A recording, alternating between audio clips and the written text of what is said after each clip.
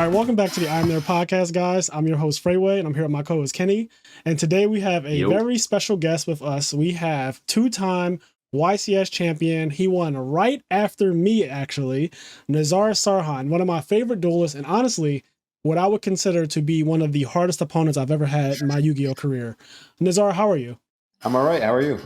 I'm good. So you stopped playing Yu-Gi-Oh a long time ago, I feel like, as well. I think we both quit at some point, right? For different reasons, but yeah. Oh, well, why did you stop? I stopped because the game just wasn't good anymore to me. Yeah, I stopped because Konami wasn't cooperative with me. I got banned a few times, and that kind of takes you off and shows you the real world. And hey, this is what Yu-Gi-Oh is like, and this is what life is like without Yu-Gi-Oh. And then you experience that. I experienced it twice. After that, you were banned twice. Yeah, twice.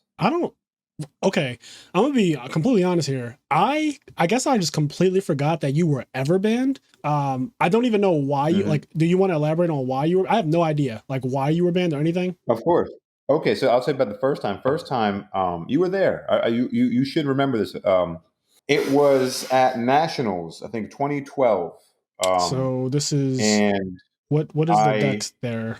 What's 2012's Nationals? Final Countdown was one of the decks. Okay. You played Wind Up. Remember, you went undefeated on the first day. Oh, this is 2013 then, right? Is that 2013? No, that is 2012. 2012, yeah, because 2013 is Dragon Rulers. I think, yeah. And I scrubbed out the tournament, and the new plan was just to find people and hustle them, right? And we had Ironmans and stuff like that. I'm not going to say the people on my team, but we sat down, we found some chumps. And I beat the first two people. I was the first one because they wanted my team wanted it to be quick. They said just put Nizar in front and let him win and all. And because I'm really good against bad people. Yes. So they said, I love that. They said, listen, these guys are like scrubs. Put Nizar first. Let's get this. So I'm on the third person up a game. And there's a big crowd watching. And at some point, a judge just comes by and tells both of us to come to the back. Stop the match. Come to the back. Through the black curtain. Yep. And you know what that means. Oh, 100%. Real quick, essentially. Yeah. So I go, real quick, I wanted to clarify. Essentially, you guys are just playing like random games of Yu-Gi-Oh. You're no longer in tournament, right? Technically, yeah. Yeah, so you guys are just like playing random games of Yu-Gi-Oh, and a judge came and stopped you and told you to come in the back? Well, yeah, we are playing random games of Yu-Gi-Oh, but it's me playing random games of Yu-Gi-Oh, so that means something. So yeah. No, but I wanted to clarify because like already this sounds pretty unfair and like why is a judge stopping this random game of Yu-Gi-Oh? I'll talk about judges in a second. I can't wait. Go ahead, those guys. Oh man. But yeah, those like the crowd is maybe 30, 40 people watching, so that once that many people congregate, then it gets attention, and then people a judge comes over and starts asking. And then it takes one slip up of one guy saying, "Oh, it's an Iron Man," and then the judge says, "What's that?" And then he goes, "Essentially, they're playing for money." Then he goes back, reports back to some big fat old head judge, and it comes back, and then they snatch us, go to the back. I talk to some head judge probably, and I tell him, "Oh, he was talking shit. We were just playing a match. This, that." That guy, I don't know what he tells him. He might have told him the truth. We were playing for money or whatever it is. Essentially, what happens is he gives me a form, right, a disqualification form. Yep. I fill this out. I say I was playing the guy for money, whatever. Playing the guy for fun, not for money. So they said I'm DQ'd, and I leave. Right, I tell my friends and things like that. I'm like, I'm probably gonna get banned for that, especially because of who I am. Now you're already out of the tournament, though. You were fully dropped from Nationals. Yeah. I don't go and partake in organized crime while I have something to lose, right? So I'm not going to do that while I'm in the tournament. I know the risk. I know what could happen. I did it, and we were there. Once the judge came over, I knew what it was. Once I saw that paper, once I saw the big head judge come over with that, I knew what it was. So the writing was on the wall. And so I'm hanging out outside as a cafeteria and stuff. Like we're doing that all day. And I notice the other guy, the opponent, is still inside. Oh. And he didn't get DQ'd. Yeah, that was a big indicator of how I was like, wow, they're trying to make an example out of me. Right. You're the YCS champion here. You're the name, right? Yeah. And then you're the one that's being that was like a random guy. And I come back the next day, and if you remember the venue, there was a second floor. of that, where the vendors were. Yes, I actually do remember. I know what you're talking about. It's Columbus, Ohio, right? Yeah, that's right. Yep. That's right. And I'm on the second floor chilling because there's nothing else to do. Some friends are in tournaments. Some friends are still in the main event. I'm just up there looking at cards and stuff like that. Did an interview with one guy, deck profile, etc. Yep. And eventually, I don't know, I'm there for an hour or two. Eventually, like 4 or 5 security guards and what was his name? Dan Posey, I think was his name. Is that right? That is the guy. Dan Posey used to work for Konami back then. Yeah, the fat white guy, right? Yes. Okay, yeah, he with came a ponytail. Up. He usually has his hair slicked back in a ponytail. Balding ponies, whatever he was. That guy came up with like 4 or 5 security guards, and I'm like 16, 17 max or something like that, and I'm just like 4 or 5 guards pulling up on me, and I'm like, okay, I'm shook. They're like, you got to leave now. I was like, okay, I'm leaving, and then I left the building. Actually, because the security guards were trying to really press it on that. Yeah. Press it on the part where I have to leave the actual entire building. Couldn't go to the cafeteria or do anything like that. Long story short, I left out the front door. Security guards left. I walked back in, walked to the cafeteria, played another Iron Man and won that one. Oh my God. I sat down first again and didn't get up, and that was bad. I feel bad for it because like they don't know who. Because like what happens is it's 3 of my friends that aren't known. We have a 4th friend that's going to come, and then the 4 randoms don't know it's me, and then I see them fidgeting around once I sit down, and then their friends are like already assuming the first guy's going to lose, and then they start altering their main deck and side deck, try to beat mine and things like that. Oh God, I know what you're talking about. Yeah, they're like maining for the matchup and shit. Yeah. So like, there's no deck list, and it's just all gentlemen's agreements. We hope no one cheats anyone, and no one's playing anything cheesy like Final Countdown or something, Zodiac FTK or something. Right. So that was my weekend for that. Okay, but before you go any further, let me really quick. I just want to give a shout out to our Patreon. This is going to be probably the wildest episode of the IMNerd Podcast that we've ever had, and I did not expect it to already start popping off like this. So I just want to get this out the way now. For the people on Patreon, you can watch this episode, the video version. We have exclusive content on our Patreon. Check it out. You can also gain access to our Discord server. But I always give a shout out to you guys. So without further ado, Connie, Austin, Leon, Quest, Garen, Xavier, Hylian, TCG Automotive, Tyree Tinsley, Dimitri Barnes, Alexander Brissett, Vinny Casello, Giovanni Avelos, Alex Flamer, Henri Reynolds, CJ, Dub K Dad 1, Saul at Dabber's Gaming Cafe, and also the owner of Dank Ritual, where you could buy Yu-Gi-Oh! Accessories, Dan Vrabel, Dennis Milburn, Joseph Marcello, First to Home, Dallas Fernaris, S. Akuma, Mitchell Niles, Midwest Gaming, William Shapiro, Dimitri Safirdas, Vince Marquette, Dallas Bailey, KJ, Biz, Rozweiss, Nick Stango, Scott Polera, Hanzo, our 2-time national champion, and the only 2-time national champion, and Vincent Zen. Thank you guys so much for supporting the IMNerd Podcast. All right, let's get right back into it. So this is the first time you got banned. This is 2012. Yeah. I was there. Yeah. You're right. I was undefeated in Swiss. First time and only time I ever did that. We talked at the end of day one. I remember I told you the news and stuff like that. Is this the video with the guy from Texas? Is this that one where you like play for money or something and like is the black guy? No, that event that wasn't for money. When the dude cheated me, we'll get to that. That's another story. We have so much. I have my right hand man Sean with me at all times. So Sean Coover. He's in and out of the event telling me this, that. He's one of the ones that told me, "Oh, your opponent is still there." Him and his crew was still sitting around. And I'm like, wow, okay, so they didn't get DQ'd. A month or 2 later, I get the news I'm actually banned. I'm on the list. And I remember Sean figured out the guy's name, and he's not on the list. Not them putting out ban lists for people. Yeah, so now I'm sitting here looking at this information of I'm banned, he's not. Yeah. What's the difference? I was about to say, you guys did the exact same thing. Yeah, so because whether I'm lying or not about doing that, you can't play for money at an event. Yeah, no matter how, like, you can be honest about it or you can lie about it. You still did it, right? Especially the cash. So he's not banned. I am, and I realized at that point who I am matters now. My name mattered in this realm, in this Yu-Gi-Oh world. It now matters, right. At least to the Konami judges, at least to them, because in the banning. And the banning happened because of that. Because if I was just a random person, it wouldn't have been like that. If I was it was random versus random, and the crowd gathered, no one would have said anything. No one would have done anything. But because it was me, so I knew I had to tread lightly from now. I knew my name carried some kind of weight. So how long did they give you initially in 2012? 1 year. And we played each other in 2012 when you won your second YCS. So have you won your second one at this time or no?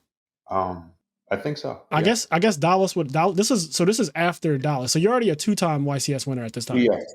Yes. Okay. I think this nationals, I also got flown in. Yeah. Okay. Because this was probably just a few months after the second Dallas. Okay. So this is Dallas. Yeah. So for people who don't know, Nizar and I have a crazy history actually in Yu-Gi-Oh. We played each other before either of us won. In YCS Philly 2010, I believe.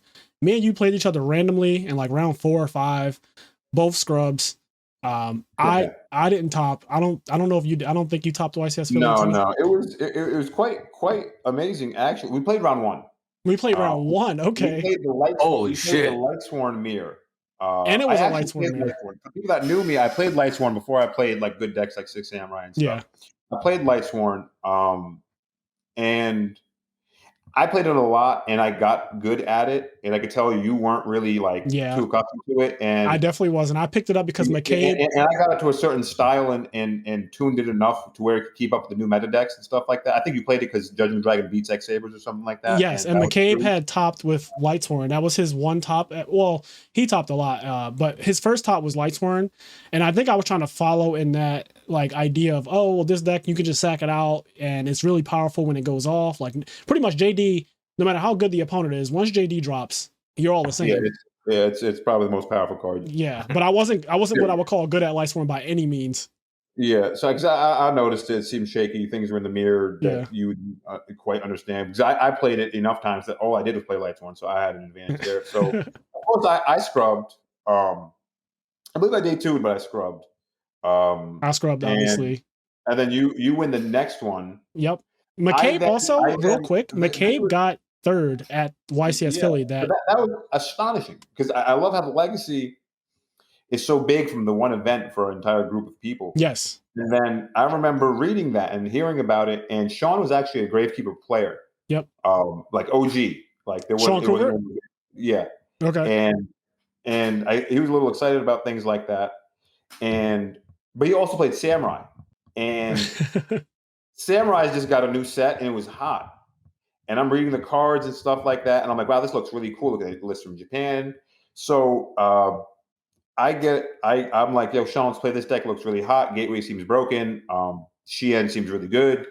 Royal Tribute's really good, but Gateway seems a little crazy. It's probably one of the most powerful decks in all, especially at that time. It was so outrageously more powerful than everything else. Yeah, and I attribute a lot of my success to just picking the right deck for the most part, because people weren't playing that, and some people weren't even playing 3 Royal Tribute. They were just playing people were playing like Blackwings. Yes, yeah, I actually played against Blackwings a couple times. Was so much better than Black Whirlwind. I think Black Whirlwind might have been at 2 or something. I don't even remember. But, Gateway was at 3 when you won, though, right? Yeah, I think so. Yeah, Gateway was at 3.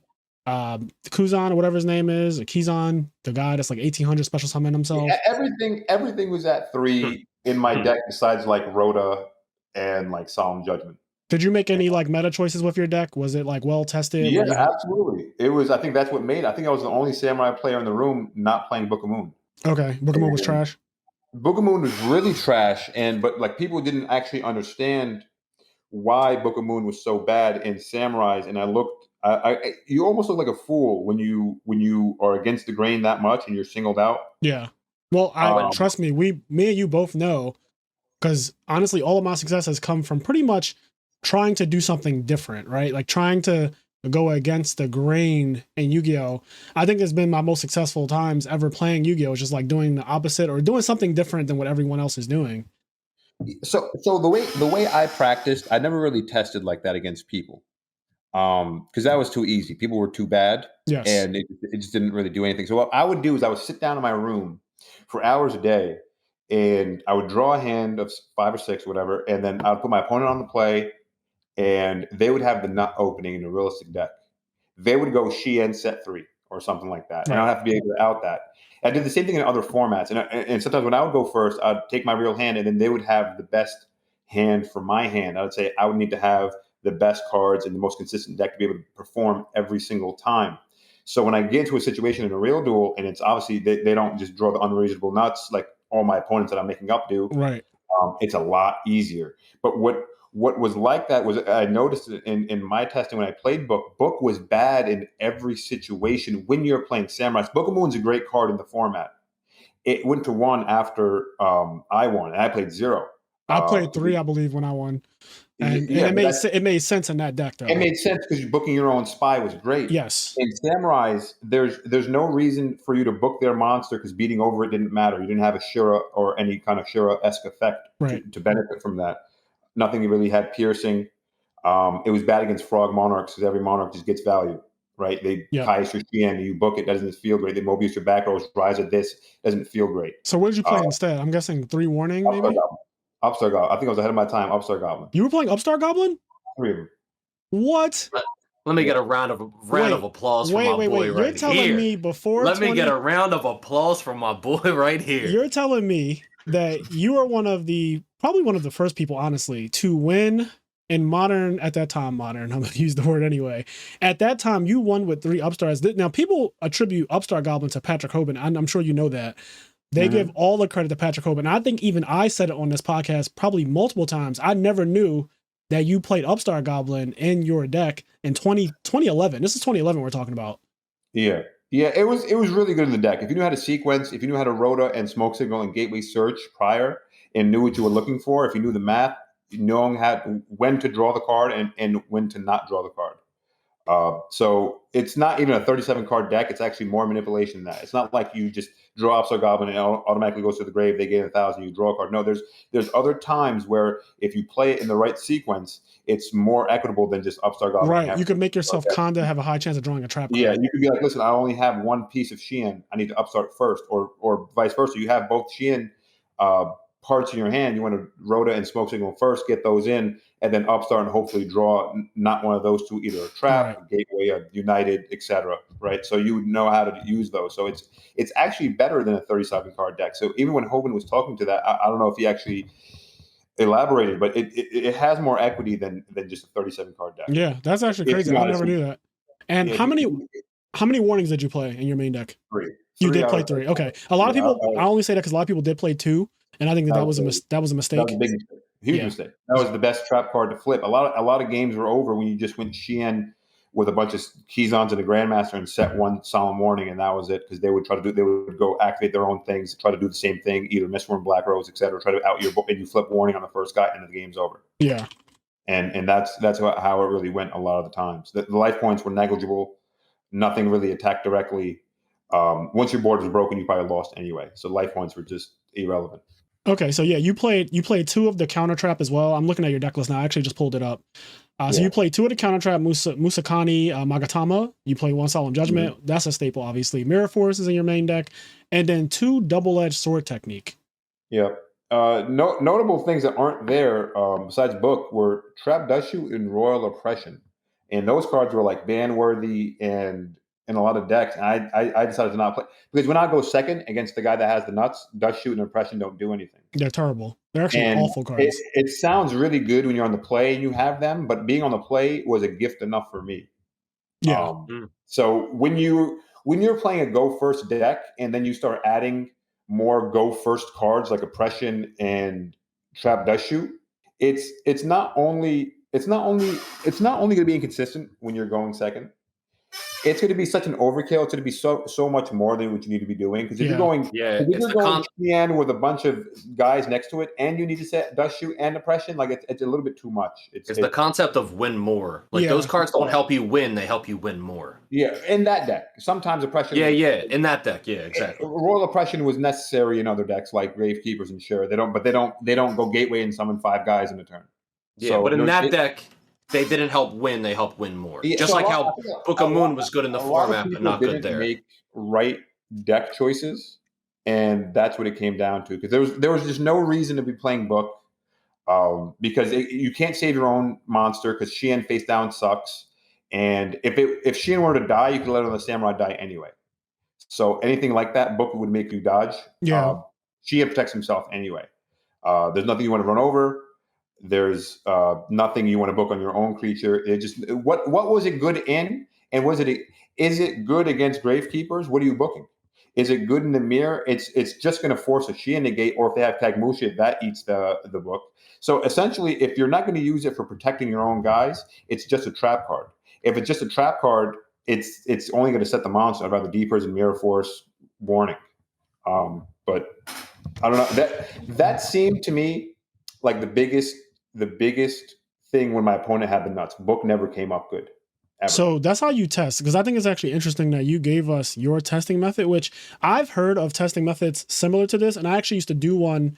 So my testing method is obviously play against people sometimes, but I also hate people. So just like you, I think most people are bad at Yu-Gi-Oh, right? Yeah. And testing against them doesn't help unless they're really good. So when I would test, it would always be McCabe and Silverman, and that's it. Like all of my testing that I would do before YCS would be either those two, and what we would do, we wouldn't even really play the game for real. We would kind of play almost face up. Like we're not trying to beat the other person, because that's not important here. Like I don't care if I can beat you. You don't care if you can beat me. We're trying to win the event, right? So at the end of the day, we like play face up. If we make a misplay, we just go back and fix it. But one of the things that I would do by myself is definitely pull out my deck, shuffle it a lot, and then draw 5 hands. And then I would do this other thing where I would lay out.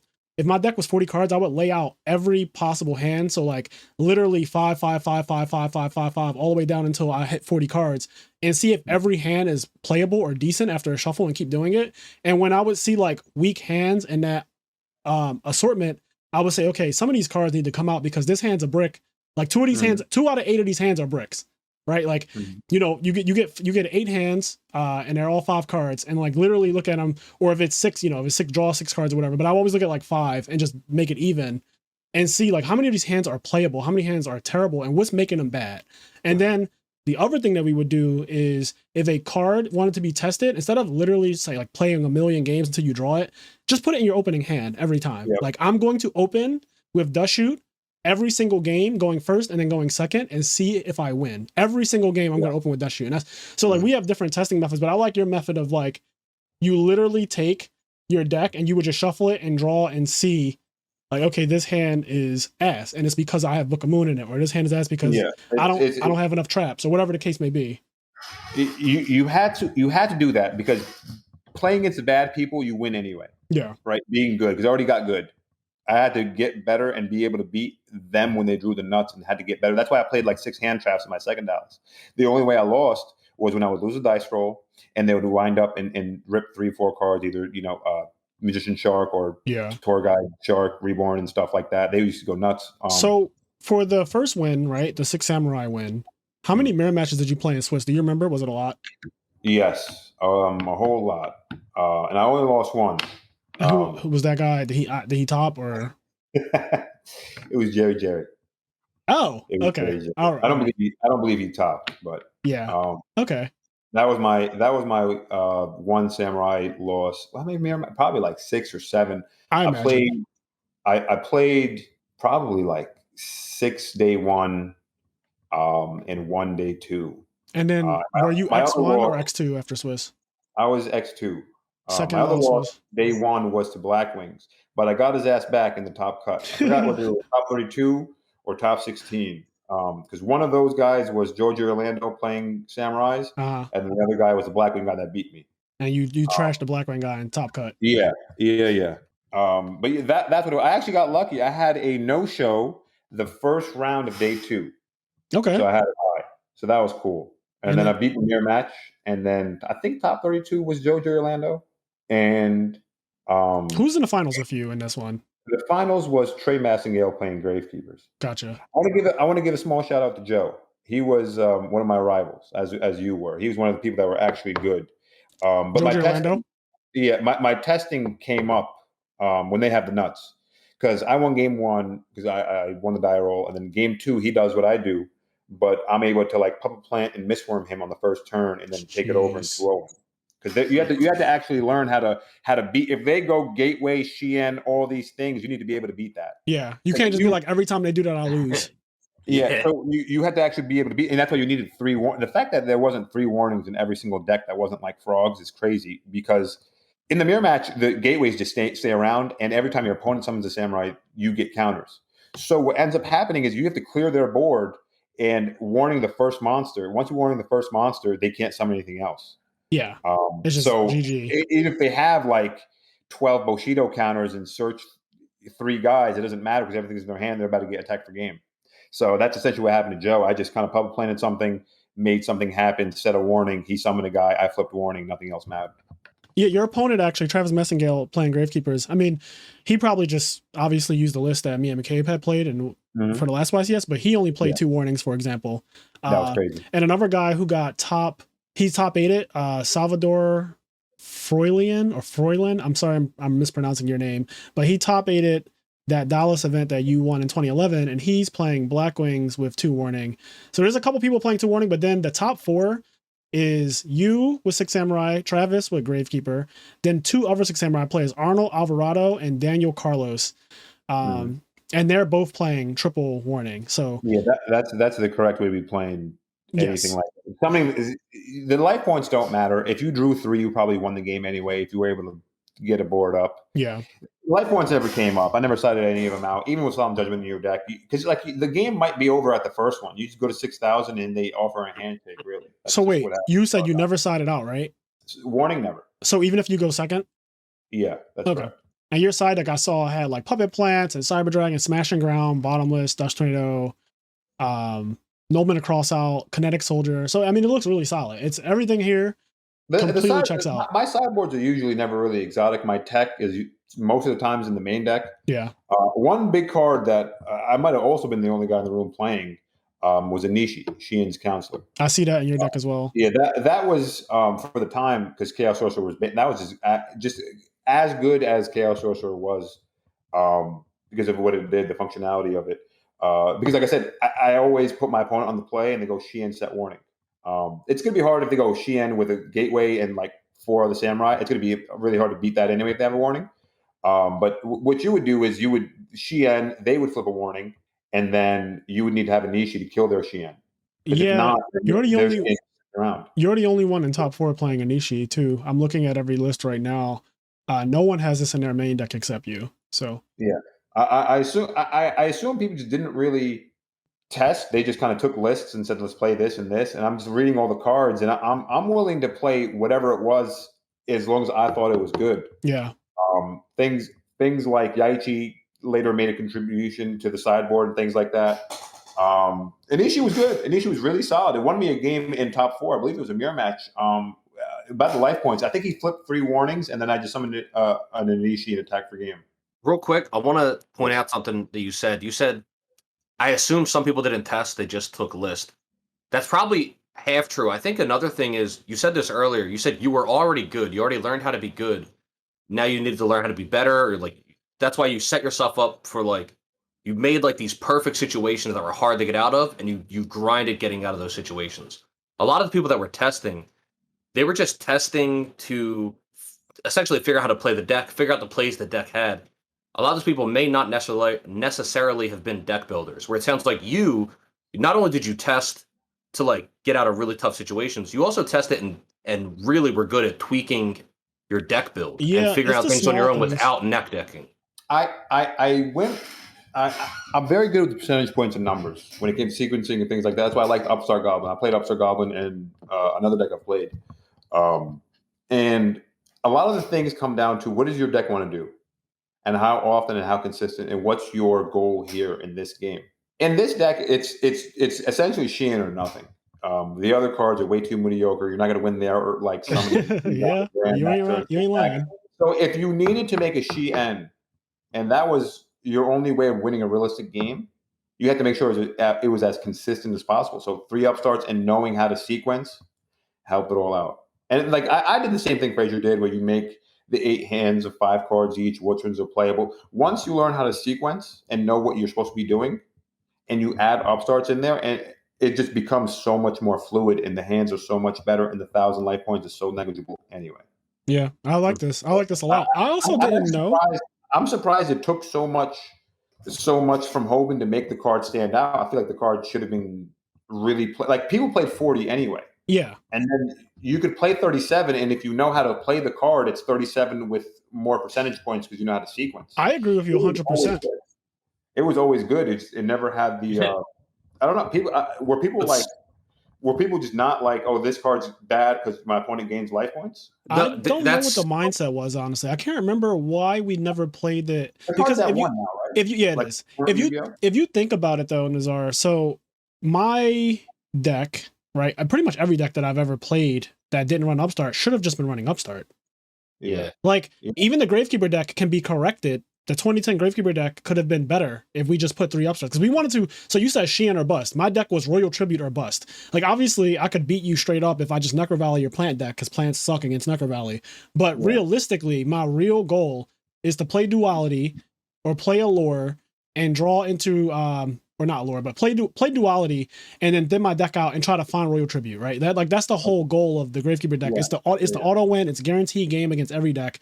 So Upstart literally just makes that happen more often, and it's good going first and second. And how you said you thinned your deck out before you would play it, we could have done the same thing with Commandant, discard him, search out Necro Valley. Yeah, you could have gotten some real fun combos where it's you discard double Commandant and then you sell it back, discard another one. You got all 3 of the Necro Valleys out, and then you pile Duality and see an Upstart Goblin now, and then you're sequencing correctly. The deck's thin, and there's no more Necro Valleys. I did the same thing with Evil Swarm with Ophion. I would thin out things and then Allure, and it was once you learn how to do it, you draw a lot better, and it seems like it turns out your win percentage does go up once you have the big enough sample size. Yeah, it's really it really worked because when I look back at it now, I understood why people called me a cheater. My numbers were so crazy. My records were. I was too consistent with decks with 6 vanillas, and Samurai sometimes didn't even give you a first turn play. It seemed way too consistent. I agree. It seemed way too good. I'm going undefeated with 6 normals in my deck. Yeah. How is he doing that? How did he make it? I actually played 41 in that deck because of that. So I knew how to make it go from 40 with 3 upstarts to even more than 40. So depending on the deck and how you want to do it, because you don't want to draw the vanillas. I'll say this. I've played you many times now in my life, and I said at the start of this podcast that you are literally one of the hardest opponents I've ever had. Now, I've played against every pro in the game's history. Everybody. Billy Brake, Patrick Hoban, Jeff Jones, literally all the big names. I've played against them, and I have a pretty decent record against everyone I've ever played, except you. Honestly, I think you are the only person out of the really, really good people, or people who I would consider really good, who has a crazy hard record. My record against you is just not good. And I think that every time I play you, not only does our match in top 8 of Dallas, so this is your second win with Rabbit, and I think we both said that whoever won that match was winning that YCS, right? We looked at the rest of the people within that ring, and it's no shade, but the other 6 people did not matter for that particular tournament. We both knew whatever one of us came out on top of that YCS or in that top 8 match was winning the tournament. Obviously you won, and then you won the whole thing. And it's crazy because I always think about that. That could have easily been my second win, only because I opened up game 1 the nuts. I opened up Rabbit, Tour Guide, everything. And I think you Rabbit Tour Guide to me. You wanted I roll Rabbit Tour Guide to me, and then I got cracked. And then I won game 2, you win game 3. I definitely look at you as just one of those people that I don't think you did anything crazy in my match. I don't think there was any suspicious thing that happened in my match. I know that there were rumors like you just brought up, but every time I play you, it just seemed like you genuinely just knew what you were doing, and you also don't draw bad. Well, yeah, I mean that's how you win. Right? Yes, you have your deck. Your deck has to be good, right? I engineer the decks to draw as well as possible. Yes, which is a big part in winning. Card quality and deck choices was really, really weird. Yes. Did you play BLS? In Rabbit? Yeah. I think I did. Okay, good. Because people like Jojo Orlando, which I played in top 16, played Macrocosmos and not BLS in their deck. And I'm like, yo, BLS is probably the most powerful card in the room at all times. This card shouldn't be off of the list. And it's hard to lose a game that you actually draw that card and it's castable. So, and people just don't have that card in their deck. And I'm like, that's crazy. I'm just getting free auto wins. I have so many cards in my deck that are so much better than my opponent's cards, and other people are playing bad cards. I think that's what attributes to most winners' success is how good the deck actually is. It doesn't actually come down to the gameplay every single time. If your deck is just better, you look at Desmond Johnson, he was never good. He just copied Hogan's list every single time, and the card quality was great. Not him catching a shot 2 episodes in a row. 2 episodes in a row. He just caught a shot. I literally I swear to God, the last episode we did with a Yu-Gi-Oh guest, which was it? TJ Kinsley, right?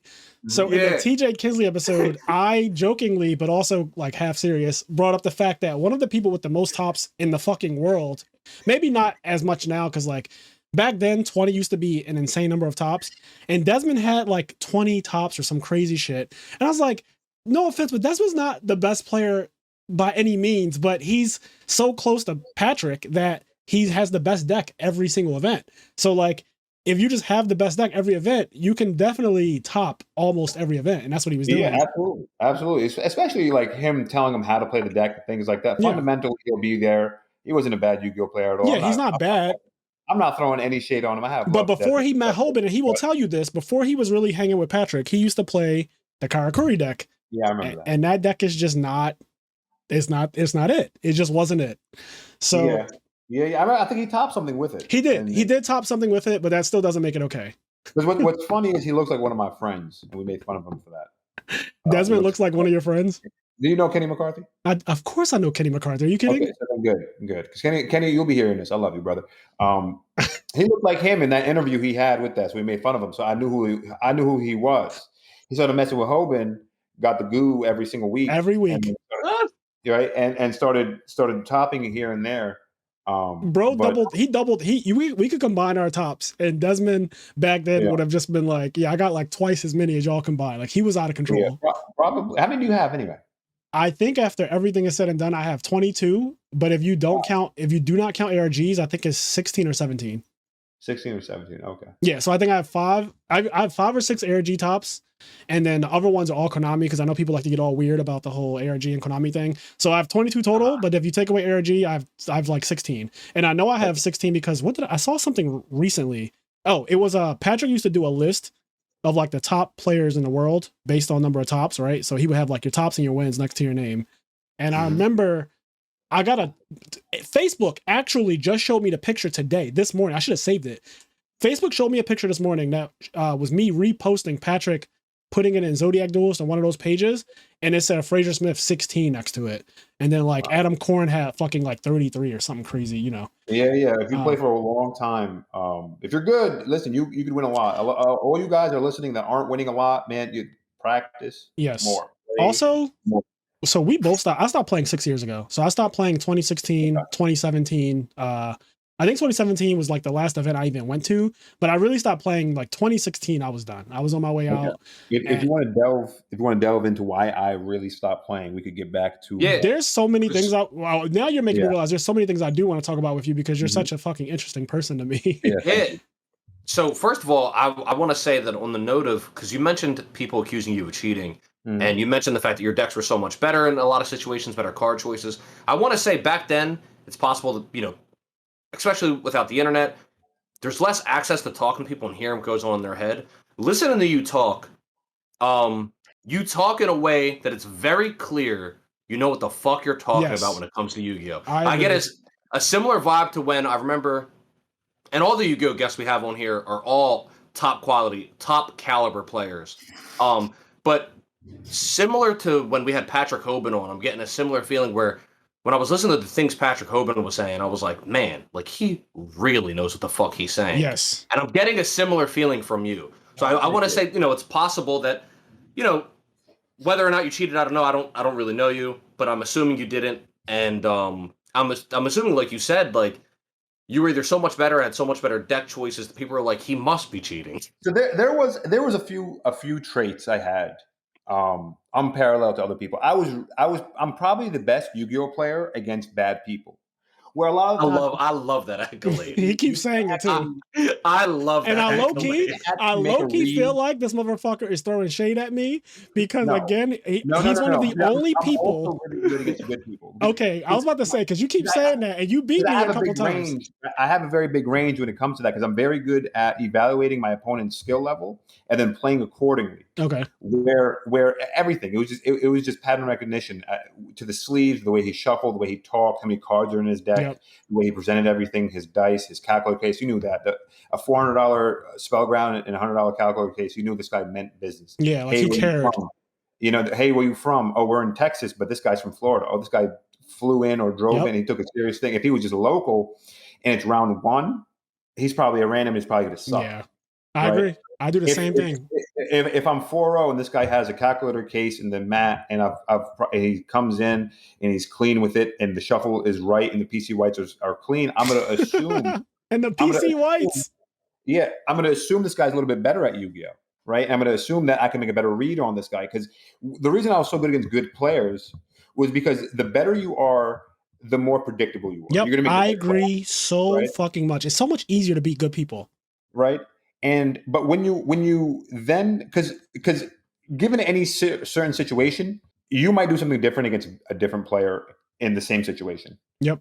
Because he's doing something for a different reason than this guy was doing it for. So I knew how to, if they were bad, and man, they would have, because I learned it at locals, and I would lose at locals, and I would realize that these guys are really bad and impossible to read. Yeah. Where I'm going, they're going like set a monster, set 2 back rows.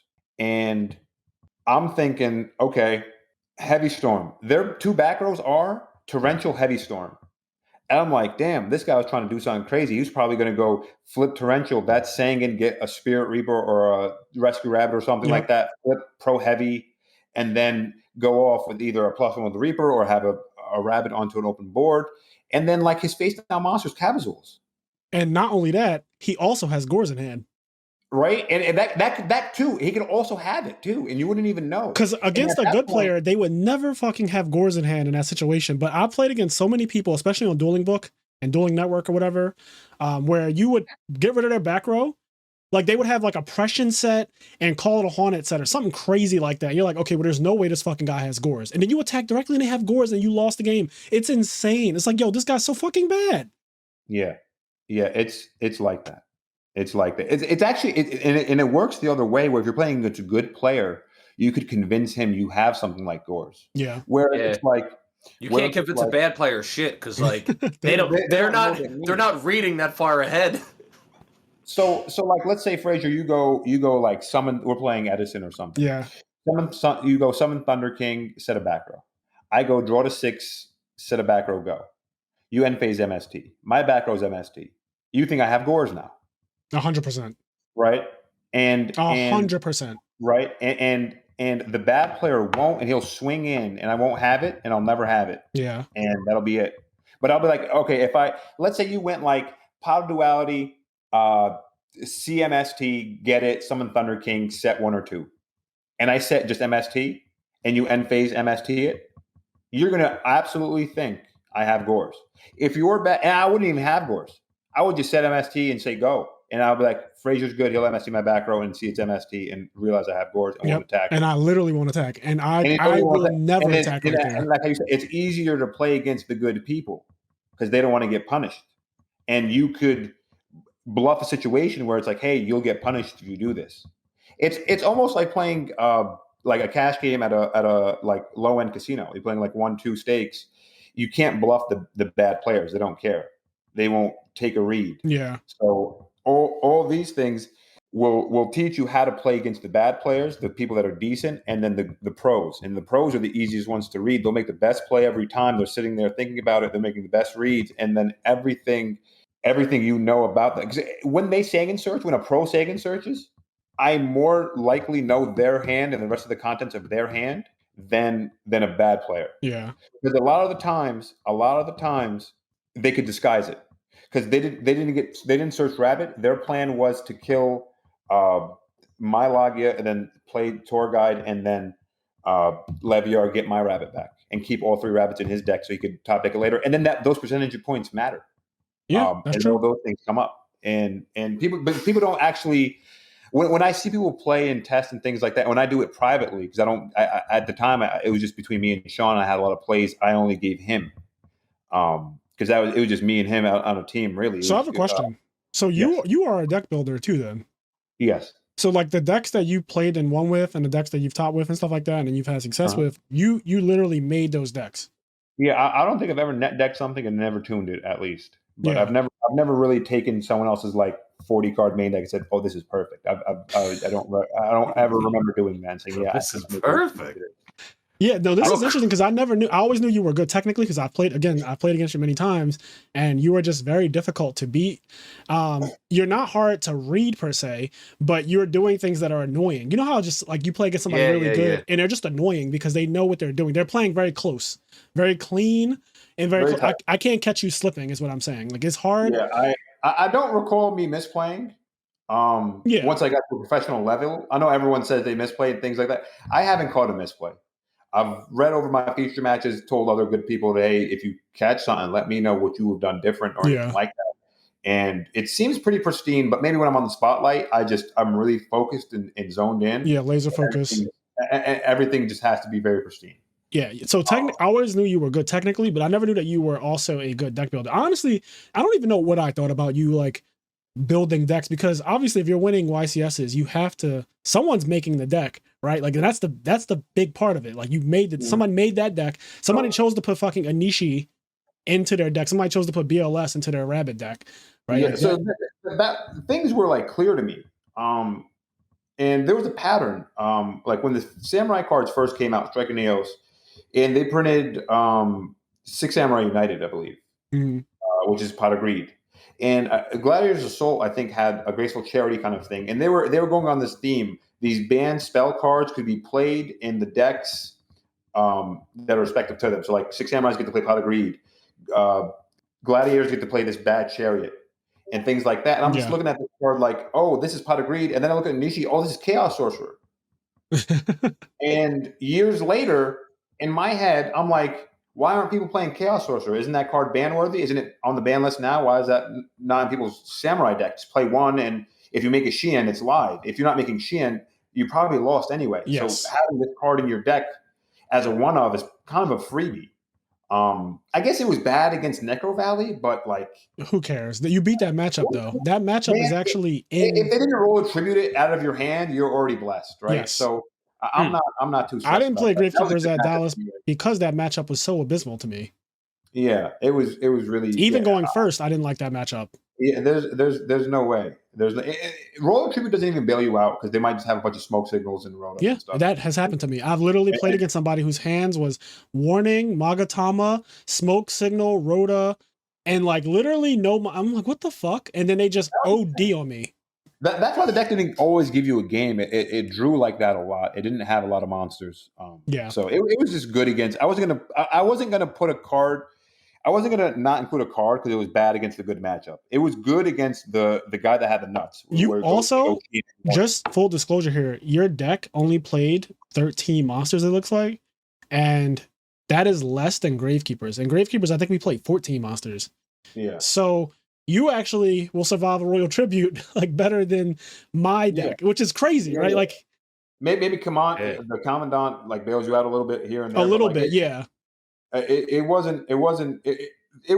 engineered to. I made the list to try to beat the mirror because that was like in my eyes the only thing that could actually compete. Black Wings were too mediocre, but if they opened Whirlwind instead of Warning, they could beat you. Yeah. So, but I engineered it to beat those other decks. Book of Moon was bad against everything.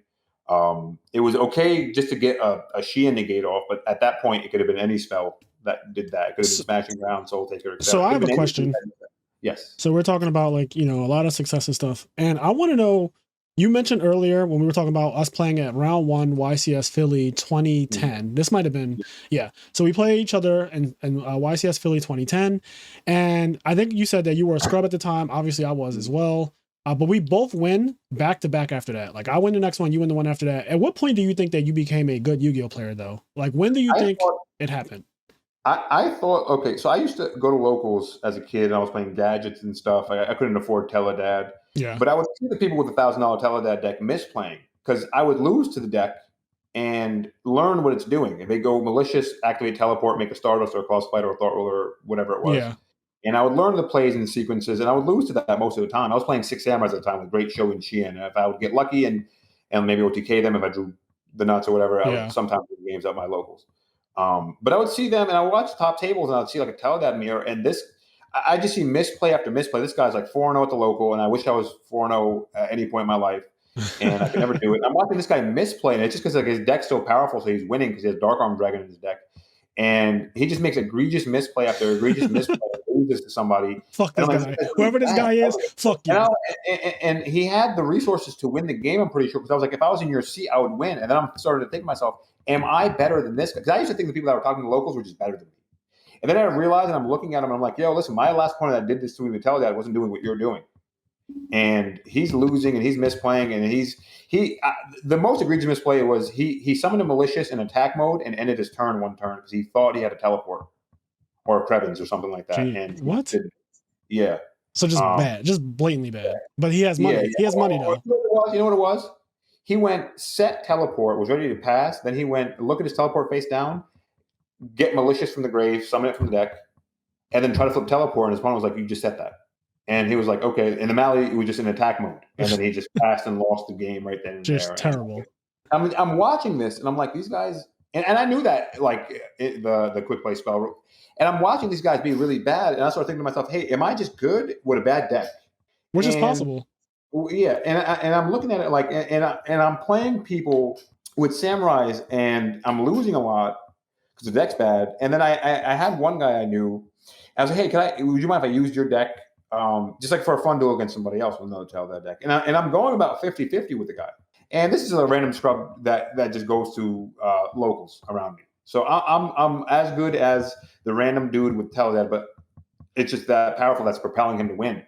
So as time goes on and I'm spending more money on cards and decks, and I start making better decks that can compete with Teledad, I'm getting a little better. And eventually I get to Lightsworn, and because it's cheap, everything got banned or is at one. And it's like you said before, it's powerful enough where if you're lucky, you'll win games. Yes. So, and with that deck, there's a lot of sequencing. There's a lot of soul recharges and charges and Rhoda and things like that. And I played a lot of Pot of Avarice and things like that. So a lot of draw power. So I learned how to sequence with that deck, got as good as I could with that deck, and I was winning locals. And that didn't mean much, but I won enough where it seemed like, okay, I'm better than the people at my local level. Yep. And regionals I would go to and scrub, but I wouldn't really take them serious because you top 8 and you get like a $20 mat, and you spent like 10 hours there and you spent $20 and it didn't really feel worth it. So I never really took those serious. I went for fun and stuff like that. Eventually, I'm going to locals. It was Toy Wiz where Sean used to work, and a Samurai set gets announced, and I'm telling Sean, yo, this shit looks hot. Let's play it.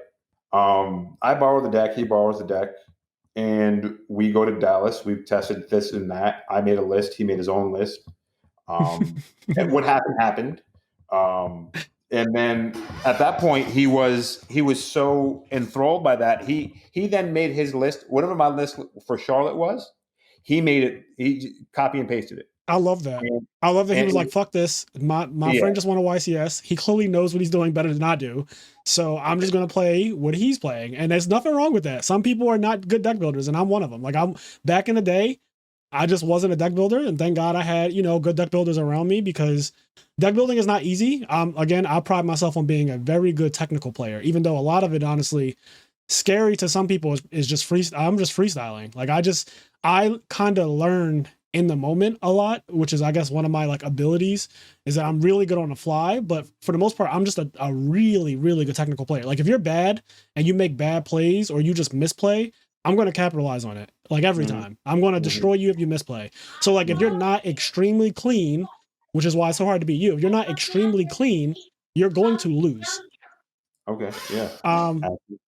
But yeah, so like, you're one of those people that you can deck build as well. And then your friend Sean Couvert, shout out to Sean Couvert, he then wins the next YCS after you. Yeah, so it was amazing because you have your Sean, right? Yes. Your white Sean. And then I go and win one. And all we did was White Sean. So Gateway went to 1 and Warning went to 2. So I cut a Warning for a roll oppression. Those cards were similar enough.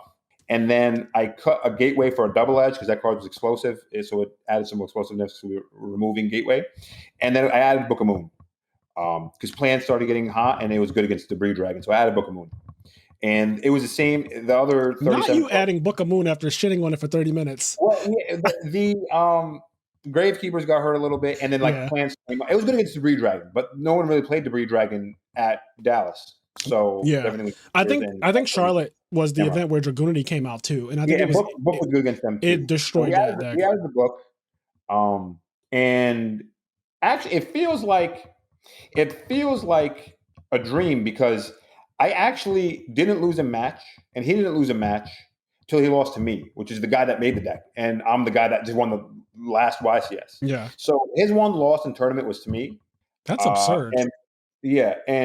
And my one loss was to Paul Cooper playing Empty Jar, and that's like an FTK cheese deck. There wasn't much interaction. You go Sheehan, he plays a guy over it, and it's in the grave, and then he just his moniker isn't his moniker Paul Empty Jar Cooper? Yes. Yeah. Was that top cut? That was top 8. Oh shit! I was undefeated in Swiss. I didn't lose a match. So I won a YCS. Then I didn't lose a match, and then get to top 8, and then I lose to that. So on that event, my life points never even hit 0 in a match twice. So that never happened. I never got beaten in a traditional way. I just got FTK'd and decked out. So there was a chance you were going to win back to back. Yeah, I was going to win back to back. Wow. And the second one was going to be undefeated. The rumors would have been so bad.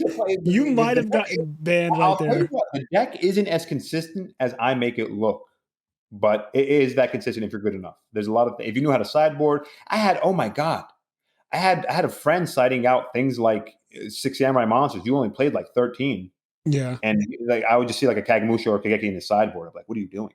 And this is back when people didn't know not to side out their engine now. I remember this is a time when people, I think side decking is still hard for people, but you don't side out your engine. And this is a time when people, like Kenny said, the internet just wasn't what it is right now. Like right now, there is so much information out there on the internet, on YouTube and all that stuff that Yu-Gi-Oh players of the modern era can use. And they still don't, but they can use.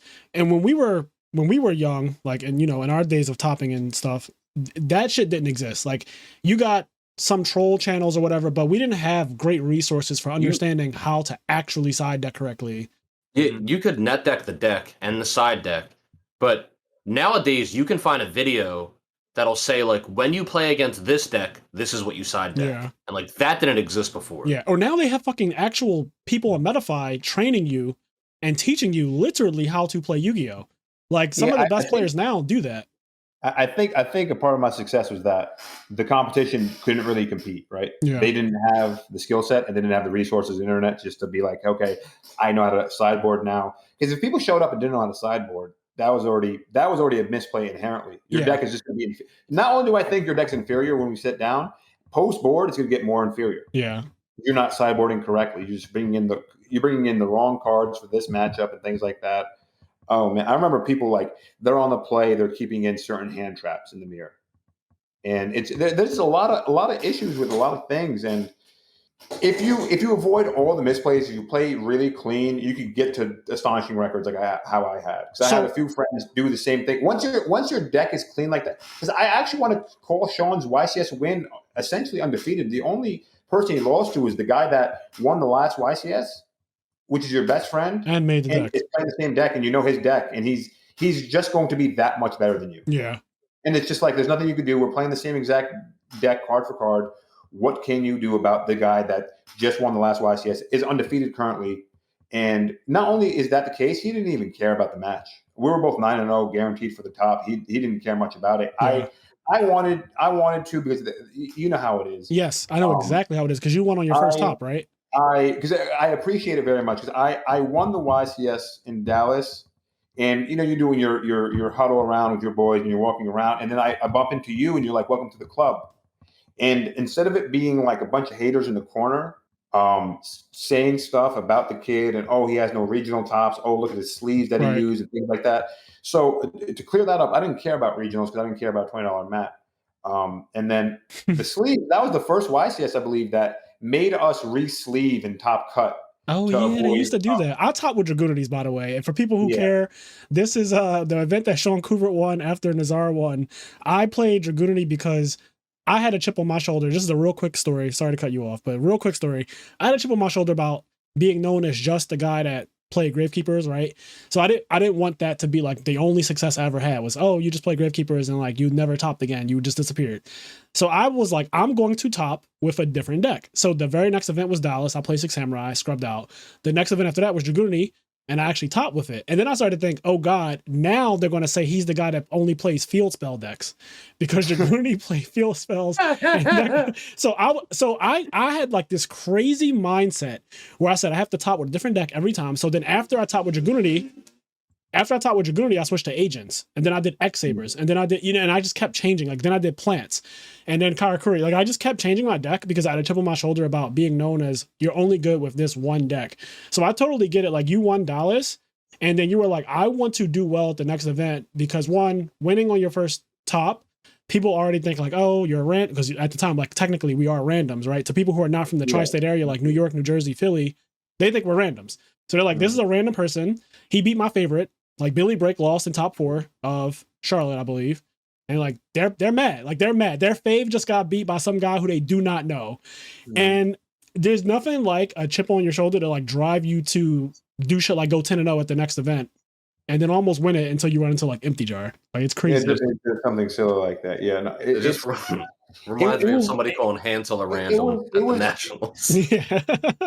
It was a plethora of things. It was the sleeves. It was like the Luigi hat I wore in the interview because I didn't take it serious. It was all memes, right? And people are like, yo, this kid's memeing. There's no way he's good. Yes. He got lucky. Samurai's is a luck sack deck, etc. So then this image gets imprinted into the back of their brain. This kid was lucky. He was bad. He never topped a regional. How do you win in YCS? You've never topped a regional. So then they go that he's bad and lucky. Then it grows after that, though. You know what comes after that. And then once it goes, okay, he's bad and lucky, and that's the truth I believe and choose to believe. I then top the next YCS, and my man's wins it, and then top another few, top national, and then there's new now that because in the back of your head it's I'm bad and I'm lucky. Now that I've showed I'm not bad or lucky, what is it now? Oh, he's a cheater. Yeah. Right? Because they can't go to be like, oh, I can't just reverse what I said and say he was bad and lucky. I can say he was good and played well. You can't say that now. You can't. No, you can't. You can never say that. I'll give them that. I'll give them that. I understand how humans work. You can't just 180. It's so sad that we're like this, though. Why are humans trash? Why are humans just trash? Right. Then they go, oh, he's cheating. And I was like, okay, I'm not a cheater. Prove this, right? And once my name gets big enough like that, once I slip up once. And this is the part about the judges and the Konami staff in general. This is the part. When they want to do something, they'll make an example out of it. Yeah. The reason I'm banned and not that and not the other guy, the other random, is because if my name's on the list, it means something else. That means don't play for money at the tournament. So they take that and go, okay, we got Nizar doing some shit, ban his ass, and then people will understand we're serious. If you ban a random, no one knows, no one cares, no one even knows the story. But if you ban me, there'll be videos and stories. It'll be YouTube videos. You know what's several. How many YouTube videos are about me? Crazy. You know what else is really fucked up about that is after you get banned, right? Then people will start saying, "Oh, now people know you're a cheater," even though you didn't get banned for cheating. Right. People are like, "Oh, he got banned." So without even knowing why you got banned. They hear you got banned without knowing the reason you got banned, and now in their heads they know you're a cheater. But everything comes full circle for them. They go, "We thought he was a cheater, and now he's banned." And exactly. Banned. So you know, the other crazy thing. This is something that I hate when people get banned in Yu-Gi-Oh. If I'm not mistaken, and if you're listening to this podcast, correct me if I'm wrong, but it always says, no matter what the fuck they did, unsportsmanlike conduct's cheating. I'm pretty sure it like always says that. Like every single time I've ever seen somebody banned, I feel like it always says something along the lines of unsportsmanlike conduct cheating. And I'm like, well, this guy I know did not get banned for actually anything Yu-Gi-Oh related. For example, like people have blown up hotel bathrooms with firecrackers in Yu-Gi-Oh's history. Like that has happened. People have done dumb shit like pull a fire alarm. And it'll still just say unsportsmanlike conduct cheating. I'm like, is that just like the only option in the drop-down menu when you're putting the list together? It's just formatted that way, I suppose. Yeah, it's just really weird because then... And that's another thing. People get banned for something that's not at the Yu-Gi-Oh tournament or Yu-Gi-Oh related, and that's just the Konami staff flexing their muscles. Because that was a person that was known. So when you ban someone that's known, you take your authority and you really shove it down our throats and say, hey, listen, we can do what we want to who we want. Work within our frame, work within our parameters, or you'll get banned as well. Yeah. We understand how this game is. It becomes your live. The other thing that I was going to say, and I'm surprised you haven't said this yet, is so when you were bringing up the judges, and this is just, I've been a judge before, as you've probably seen me in my judge uniform coming to a Philly. I wouldn't call you a judge. Yeah. If I cook one meal, I'm not a chef, right? But just because you put on a judge shirt and go to Philly, I wouldn't call you, because you're not a judge. You're a Yu-Gi-Oh player. That judge is Philly tournament. That's exactly right. So I've been a judge before, and I know firsthand, and I love judging. I actually enjoy it, like judging the Philly regionals. I've never judged really anything else. Maybe like a Delaware tournament and a Jersey tournament. But basically, if it's not in the immediate area, I won't judge it. And I never judged a YCS because I'm a competitor. So you're correct. I am not a real judge in a sense of like judges who go to YCSs. I will never forgo competition to be a judge. I just won't do that. But when I was judging, you come across some judges who are obviously, they're human, right? So they're biased. So they'll hear something like Nizar is a cheater. So then they'll just talk about it, right? Like that's just a thing that people do. And it scares me to think about the idea of the people who are the judge at the tournament being biased against you already before anything even happens. Like that is a scary thought to me. It's always been something that kind of scares me because the internet can just say anything, right? Like the internet can just be like, that guy's a cheater, or I played them and this happened. And what's crazy is that, and you know this, people can be completely wrong. Like the guy who accused me of cheating in 2012, there was a crazy, when Providence, I think it was Providence 2012. So Chris LeBlanc wins. I get to the bubble. I'm on the last round. I play against the kid. I think I'm playing windups and he's playing gadgets. And you were there for this, or you remember the story because I called the kid out on Facebook and he got destroyed, but it's because he said I was cheating him, right? So this is game 3. We're going into game 3. I shuffle his deck. Don't do anything crazy. I just shuffle his deck. He shuffles my deck. We present each other's deck. He turns his deck upside down and he says, you stacked me. And I was like, what the fuck are you talking about? He turns through his deck. He turns his deck upside down and he's like, look, there are gadgets all at the bottom. So he calls a judge and I'm like, well, first of all, that is just like what happened, like with the natural shuffle. I don't know why you think that like I put your gadgets at the bottom, but I was like, if I was cheating, wouldn't they just be at the top? And so he's like looking stupid, like the I eat ass face. Was it like 6 gadgets at the bottom so you can't open one or something like that? Or was it like no, 4? It was just like 4 gadgets at the bottom. He draws one, that's great, right? And yes, he doesn't have more than one. That wow, okay. Maybe you know what it was? I've had that. I've had people sit across from me and they're very paranoid because they hear something about it. Yep. They don't know what it is. They believe something. I've had people look at my sleeves excessively. I've beaten a person and he was just in denial and shaking his head. And I was like, he said it felt like he got cheated. I don't know what that feeling is like, but I threw over him so smooth that he was just like, damn, I didn't think I was going to lose this game like this. And it just felt, I don't know, overwhelming, excessive, whatever it was. He lost really bad. I guess he never lost like that. He just said, wow, it feels like I got cheated. So this guy calls the judge over. Judge comes over. Judge is like, I don't understand what the issue is. Like you have gadgets on the bottom. There's gadgets spread out throughout your deck. Cause like the deck wasn't shuffled after he flipped it over. He just like flipped it over, showed me the bottom. Mind you, this is the last round. We're at the top tables because whoever wins this is supposed to top. So there's a crowd of people behind me and behind him. There's a ton of people. It's top tables. Everyone's here. So everyone's watching. And this happens. Judge comes over. He's like, okay, well, I'm looking through the deck. And like, yeah, there are 4 gadgets at the bottom. But then there's just gadgets spread throughout your deck. You play 9 of them or whatever. So then the guy appeals because he really, at this point, he's like, if I beat Frazier, I top. Like, that's what's on his mind. And I could tell. I was like, oh, he's gunning for a game loss. I was like, he's trying to game loss. He took his presented deck and flipped it over and started just showing cards. So Paul comes over. Can I ask a question real quick? Go ahead. Does this ever get brought up in the story? How does he know the bottom 4 cards of his deck are gadgets? Like, well, he turns it over, but you're not supposed to do that. And but you can't go look at your fucking deck, man. Like, you can't shuffle your deck and then look through it. So I was about to get to that. The head judge comes over now. The head judge goes, well, what happened? The judge already explained it to him, but the head judge has to hear it from us now. So I explained, I shuffle my opponent's deck. We're in game 3. Whoever wins this is most likely going to top this event. And I think that my opponent is blatantly trying to shark me or do something weird to get a match win. I'm telling this to the head judge. And the guy's arguing back. So the judge tells him to be quiet, let me speak. So I'm like, I think my opponent right now is trying to give me a game loss because it's game 3. It's a lot of pressure on the bubble. Whoever wins is probably going to top. So the judge is like, well, how did your deck end up face up where you saw your bottom cards. And the kid doesn't have a response at all. Like, he just doesn't know what to say.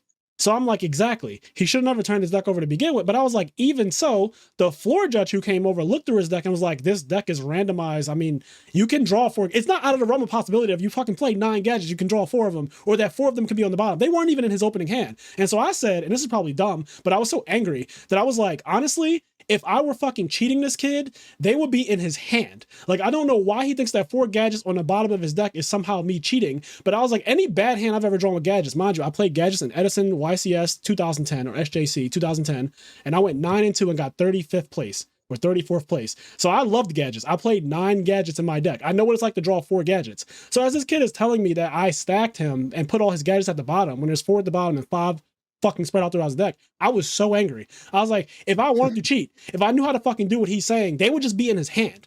And then the judge was like, calm down, calm down. I was like, no, because this is ridiculous.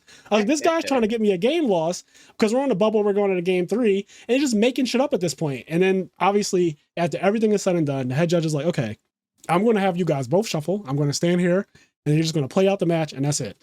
So we both shuffled, presented, we played. He ended up winning fair and square. Nothing crazy happened. I was playing windups. I drew fucking awful that game. And then the best part about this story, the best fucking part is that 33rd, please. He gets 33rd fucking place. Yes. Yes. And I posted, I took a picture of the actual standings. And I'll never forget this. And this is where my malevolent nature comes in. Mind you, I'm much younger. This is 10 years ago. This is 2012. No, I love it, dude. I was there with you. So this is 10 years ago. So you know how they post the standings, everybody runs up to it to see, and then everybody runs away. There was one guy, after everyone walked away, there was one human being by himself looking at the standings. So I look over, distraught. I walk over to the kid who I just played in the last round, and I go, did you make it? And he goes, no, I got 33rd. And I just fucking smiled. I was so happy because I was like, you tried to savage me, and for nothing, for a YCS top. It would have been his first top, and you literally lied and tried to savage me. And that's exactly what you get. That's what I'm, obviously I didn't say that to him, but I was just thinking it. But I was so happy because, like, one, I felt very vindicated at the fact that the judges literally investigated. The judges did their job. They investigated. They were like, this doesn't make sense. Also, why did you turn your deck upside down? Like, we're still trying to figure out why you turn your deck upside. Yeah, he just took his deck and no, that should have been a game. It was insane. The whole thing was insane.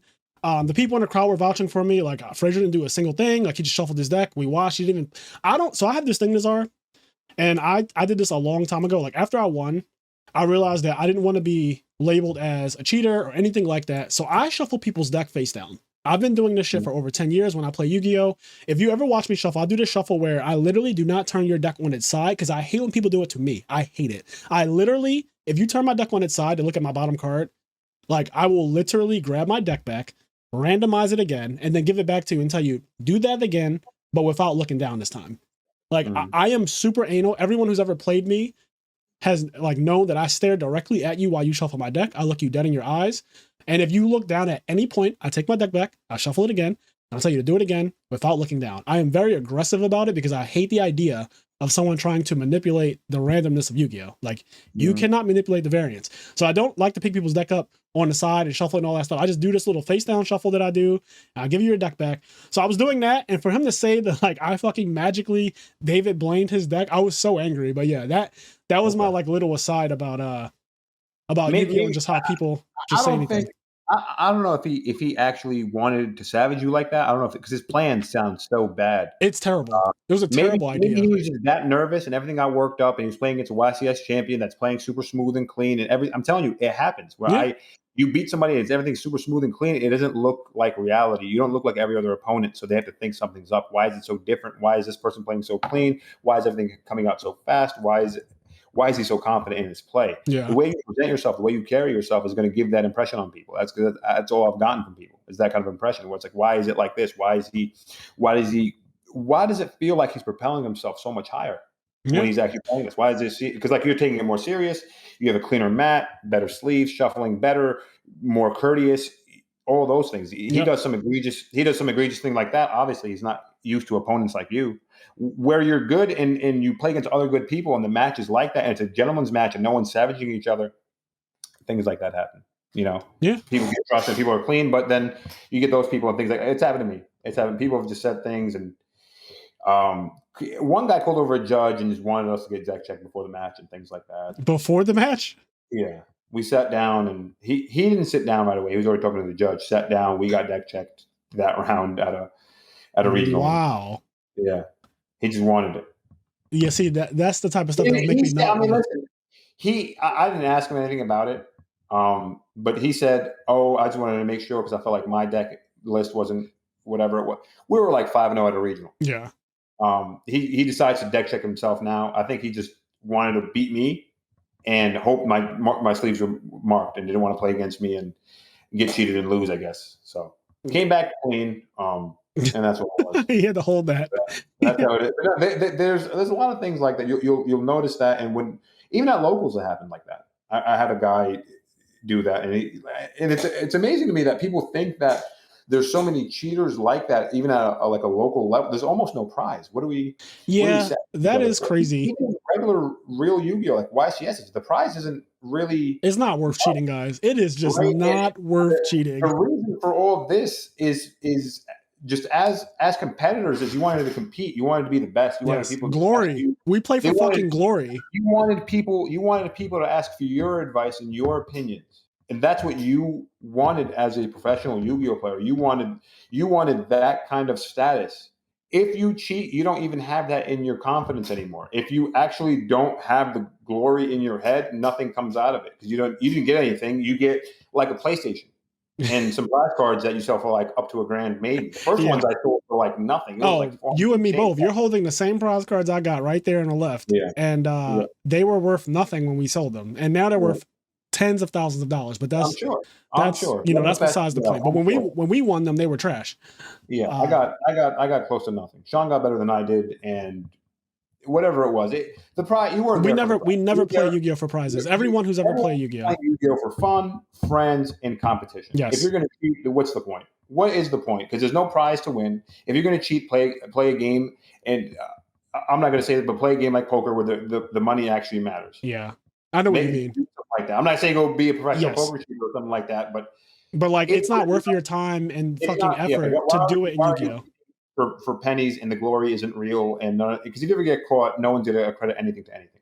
Real quick, there's two things I want to say. One, for the people listening, we do have a Patreon exclusive episode on literally cheating. The entire episode is on that. You can check that out on patreon.com. Look up IMNerd Podcast.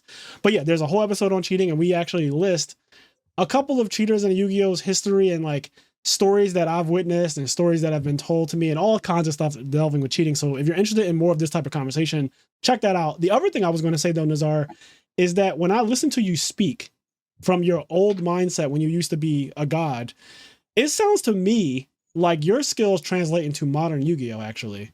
Like I think you would be good in modern Yu-Gi-Oh! And I'm not advocating for you to come back because I myself still don't play modern Yu-Gi-Oh! Mm-hmm. And I just think that like my life has been better since I stopped playing modern Yu-Gi-Oh! Mm-hmm. But I do think that the things that you speak about how you play, how you think, how you deck build, all of those things translate into what makes people good right now. Because I still follow the game. I don't play the game, but I still understand the people who are good and understand why they're good. I understand why they're the ones who are topping. There's always going to be a group of people who top almost every event, right? Like that will never change. The best players, I think, are winning more now than before. They are. I actually think the game, I don't think the game is better. I've seen it. And I don't know too much what's going on. I know some cards like Yugioh. It's faster. It's just faster. Yeah, so it seems like the best players, like look at our latest national champion. Yes. Right. So if you were good back then, you could still be good now. 100%. The fundamentals are going to be different, but the raw skill will still be intact. Everything from the deck building to the sideboarding to the actual play to the reading of the person and the body language and everything like that, and even the pattern recognition of figuring out how good he is. And no one really does that. No one really actually figures out, and because so many people go, "Oh, I lost to a bum." I'm like, "Yo, I go to these locals and I'm so good against bums. I know how to play against them." Yeah, that's a big skill. Because most people, the reason I've went undefeated a lot of times in Swiss, and the reason is because most of those people in Swiss are so bad. How many bad players do you play against at a YCS? For instance, when you sit there, you say, "Oh, I'll play against Sean and Steve all day to play test." That's such bad play testing because you need to go to your locals and see what those guys are playing and how you got to play against them, because those are the guys at the YCSs for the most part. I mean, I play locals. When I was at the height of my career playing Yu-Gi-Oh, I played locals multiple times a week, and my locals had very good players, but it also has some really bad players who to this day have never beaten me. But those players are valuable because they teach you how to play against bad people. Yeah, I had that. My locals weren't very competitive. We had some good people, but for the most part, it was literally drooling around. You do need both, though. I think I think it's important that you do have someone to kind of push you and bounce ideas off of, someone who's very good, and also obviously people who are trash and play decks. Like, one of the funniest things to me is when a pro player in Yu-Gi-Oh plays against a deck that is like off meta, some random bullshit. They've never seen it before. They have to read all the cards. But like me, who comes from a local where I play against those decks. Like, I'll play against the Crystal Beast player, right? Like, I know how Crystal Beast, I actually know all of their effects because we have a guy, and this is just an example, but the hypothetical, we have a guy who only plays Crystal Beast. So when we get to a YCS and you play against a random guy playing Crystal Beast, I know what I'm doing, but then you see some people struggle against them, but they're really good players, but they don't know how to play against like shitty people or shitty decks. That is always one of the funniest things to me. Yeah, but like round one at the second Dallas, I played against it was like the Evil Sword deck. Like, it made Logia and Dolka, but didn't use Rabbit. Oh, Evil Sword, like the actual reptiles. Yeah, so he was playing that, but a guy at my locals probably played that. I remember, shout out to Victor Santana, the greatest in the world. He played that deck. So he played that at Nebs, which is one of the locals I used to go to. Yeah, and I don't even think I played against him. I just watch the deck and see the combos and know what's going on, and that would be good enough. Yeah, you just play against these random things at locals that will beat you at a YCS, and you paid $300 for a flight and $150 for a hotel, and you took a week off of work to go here, and then you just sat down and lost to Evil Swords because you didn't know what happened. Yeah, and that's the reality of it, and you have to be prepared for all these off-meta decks, and you don't know what to do because now you don't know how to sideboard because you copy and pasted a net deck, and you watch a YouTube video. He told you to play against these 4 or 5 decks and how to side deck. Now you play against Evil Swords, you don't know what to do. Yeah, no, it's crazy. We have a guy, and he's not bad, but you might even know him, but we have a guy named Gus at our local. And I know. Okay, you know Gus. Everyone knows Gus. So Gus plays random decks all the time, right? And he's competent enough to beat you with the random deck. So like, for example, right now, or I should say a couple months ago, he was playing a machine deck because there's a new Machina card. There's a couple new cards for Machina, but the deck got a buff to make it more modern-like, and it can just kill you. So him and Steve were actually playing against each other. Steve was playing the new Punk deck when it first came out, doing the crazy Punk combos, and Gus was playing his machine deck. And Silverman could not get a game. And I was like, yo, what the fuck is this machine deck you're playing? Like, what is going on? And Steve was like, I don't know what's happening. Like, they have an Honest.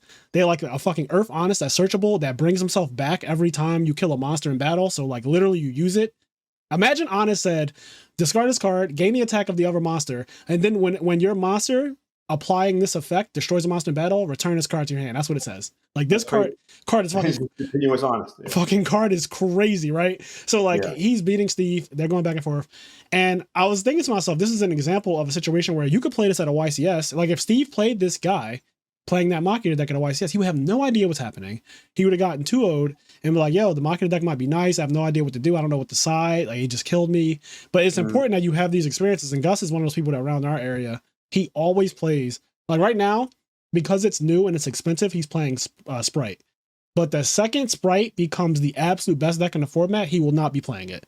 Like, the second when we get to a YCS or whatever is coming up that deck is legal, the second that deck is the best deck, he's like, all right, I need to just play something else. And then that's how I end up learning a lot of the time. These random off-meta decks that, like, people don't know how to play against, and you get to a YCS, and then you play against it. It's like, I actually know how to beat the shit out of this deck. Like, for example, Yang Zing, deck misses timing on everything. Yeah. I have a guy locals who always plays it. I just destroy it. That just if you just have the technical knowledge of how to, like, MST and flip torrential at the same time or something like that. Yep.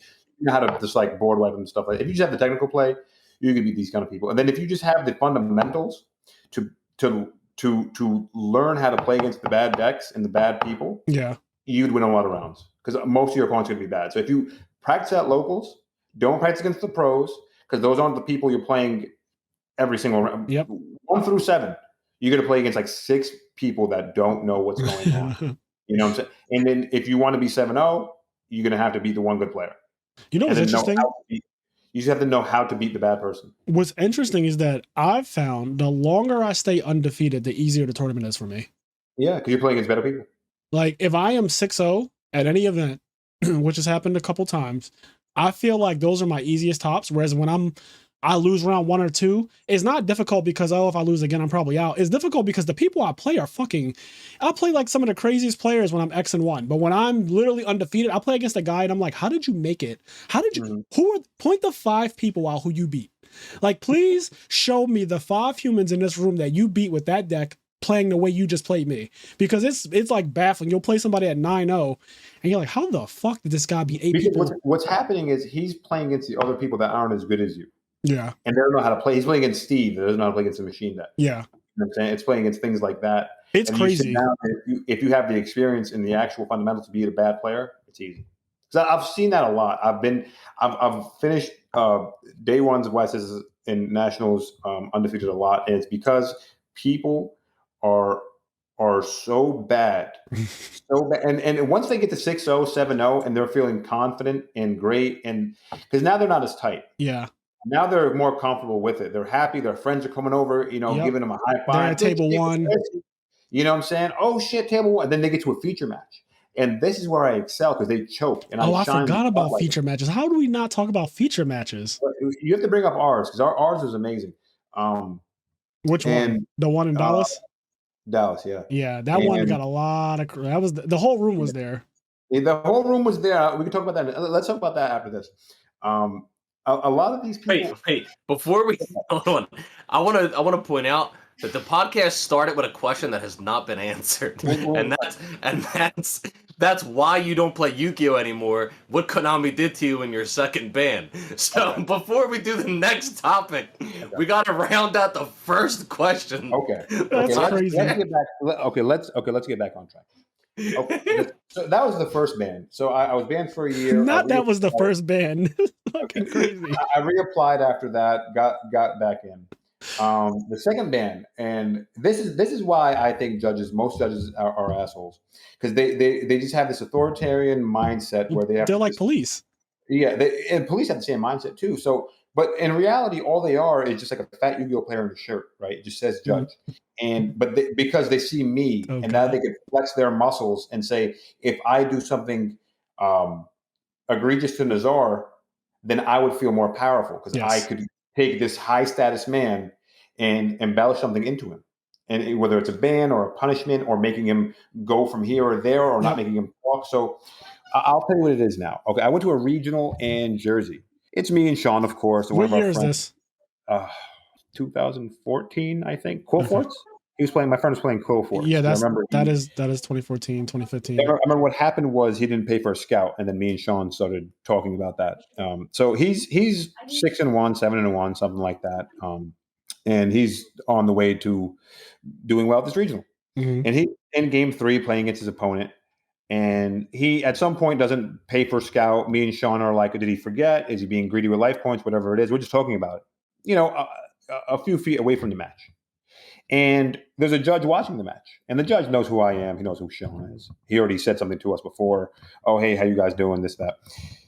We're talking about the match. I guess maybe the judge overheard and said to stop talking.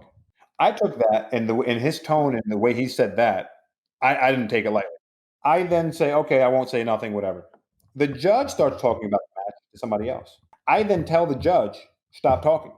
He doesn't take that very lightly, right, as well. So now he needs to respond and be petty with it. Right. He was throwing his power around. I said, listen, just because you're a Yu-Gi-Oh player in a shirt doesn't mean I give a shit about that. I don't really respect you.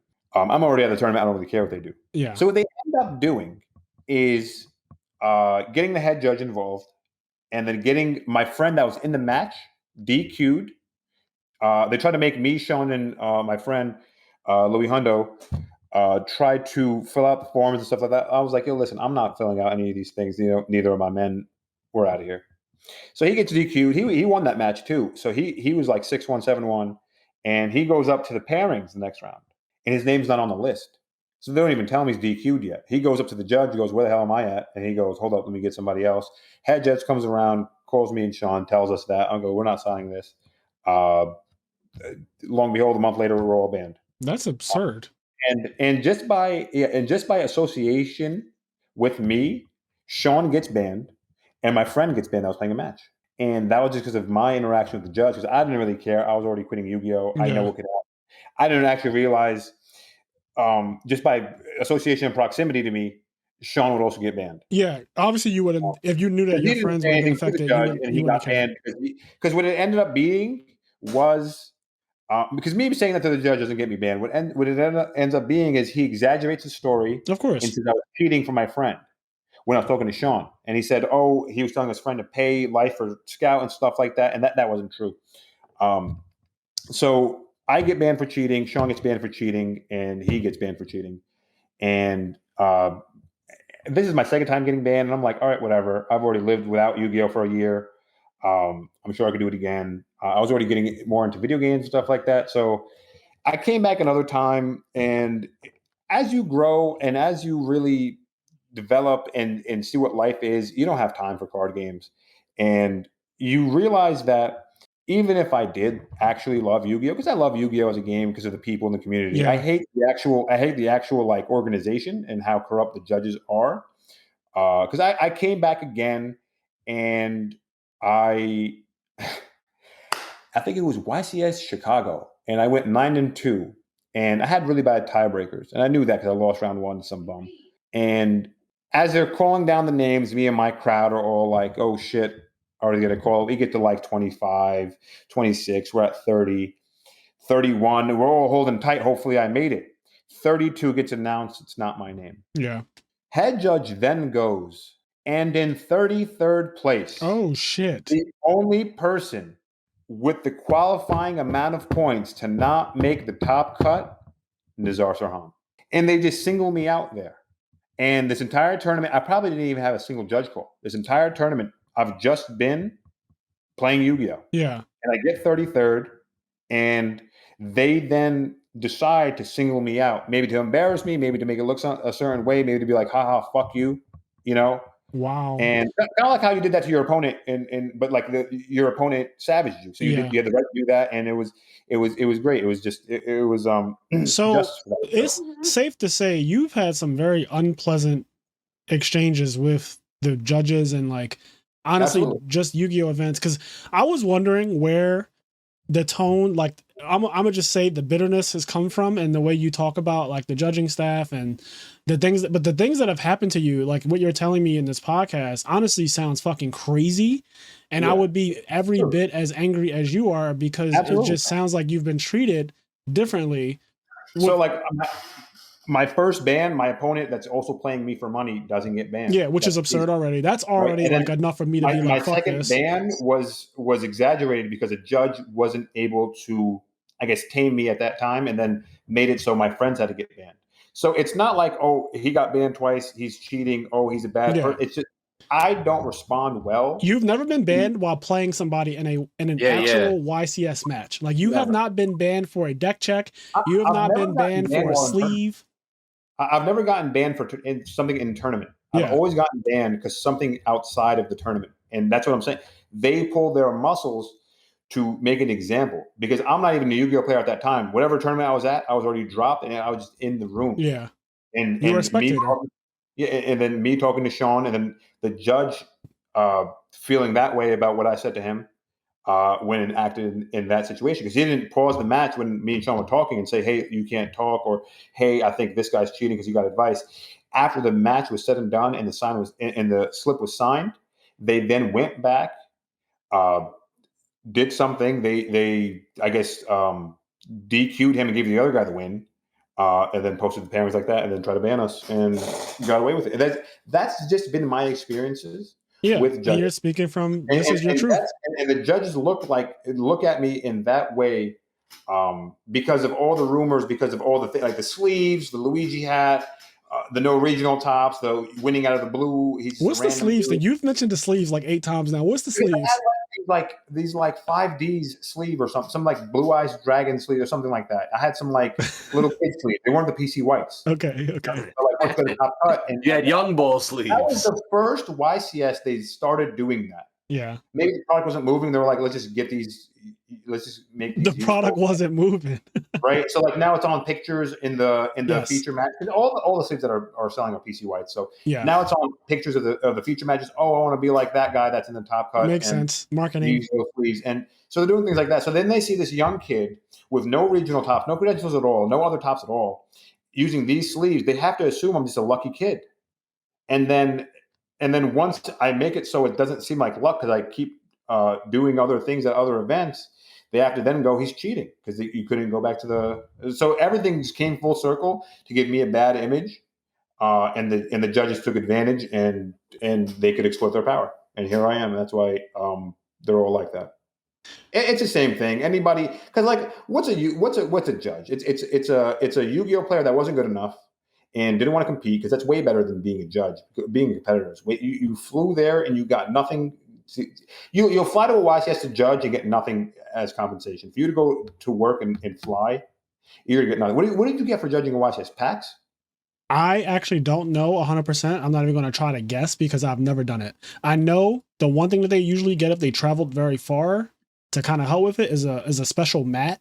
But as far as what product they get, like how many packs, I genuinely have no idea because it's never even been a slight thought in my mind to judge a YCS. Like I just have never even, that does not speak to me. Again, I'm a very competitive person.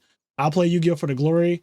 So every time the idea of judging a YCS has come up, obviously I decline. Like I'll pass. So I do believe because judging a YCS seems like it's such bad EV that the only real payoff is the badge you wear, the shirt you wear that says judge. You get to tell other Yu-Gi-Oh players, your peers, what to do, where to stand, what to say, when to get up, when you can't get up, and things like that.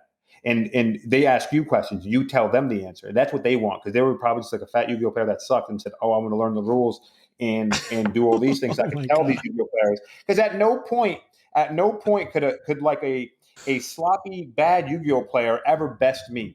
But if you put on that Konami shirt, that judge shirt, you have a chance now because you have authority. And I'm just a player. And that's so good. And that's what's happening with how many notable players have gotten banned as opposed to just the randoms. The ratio isn't even there. Maybe 1 out of every 100 players is actual notable player, but maybe 10% of the list is known people.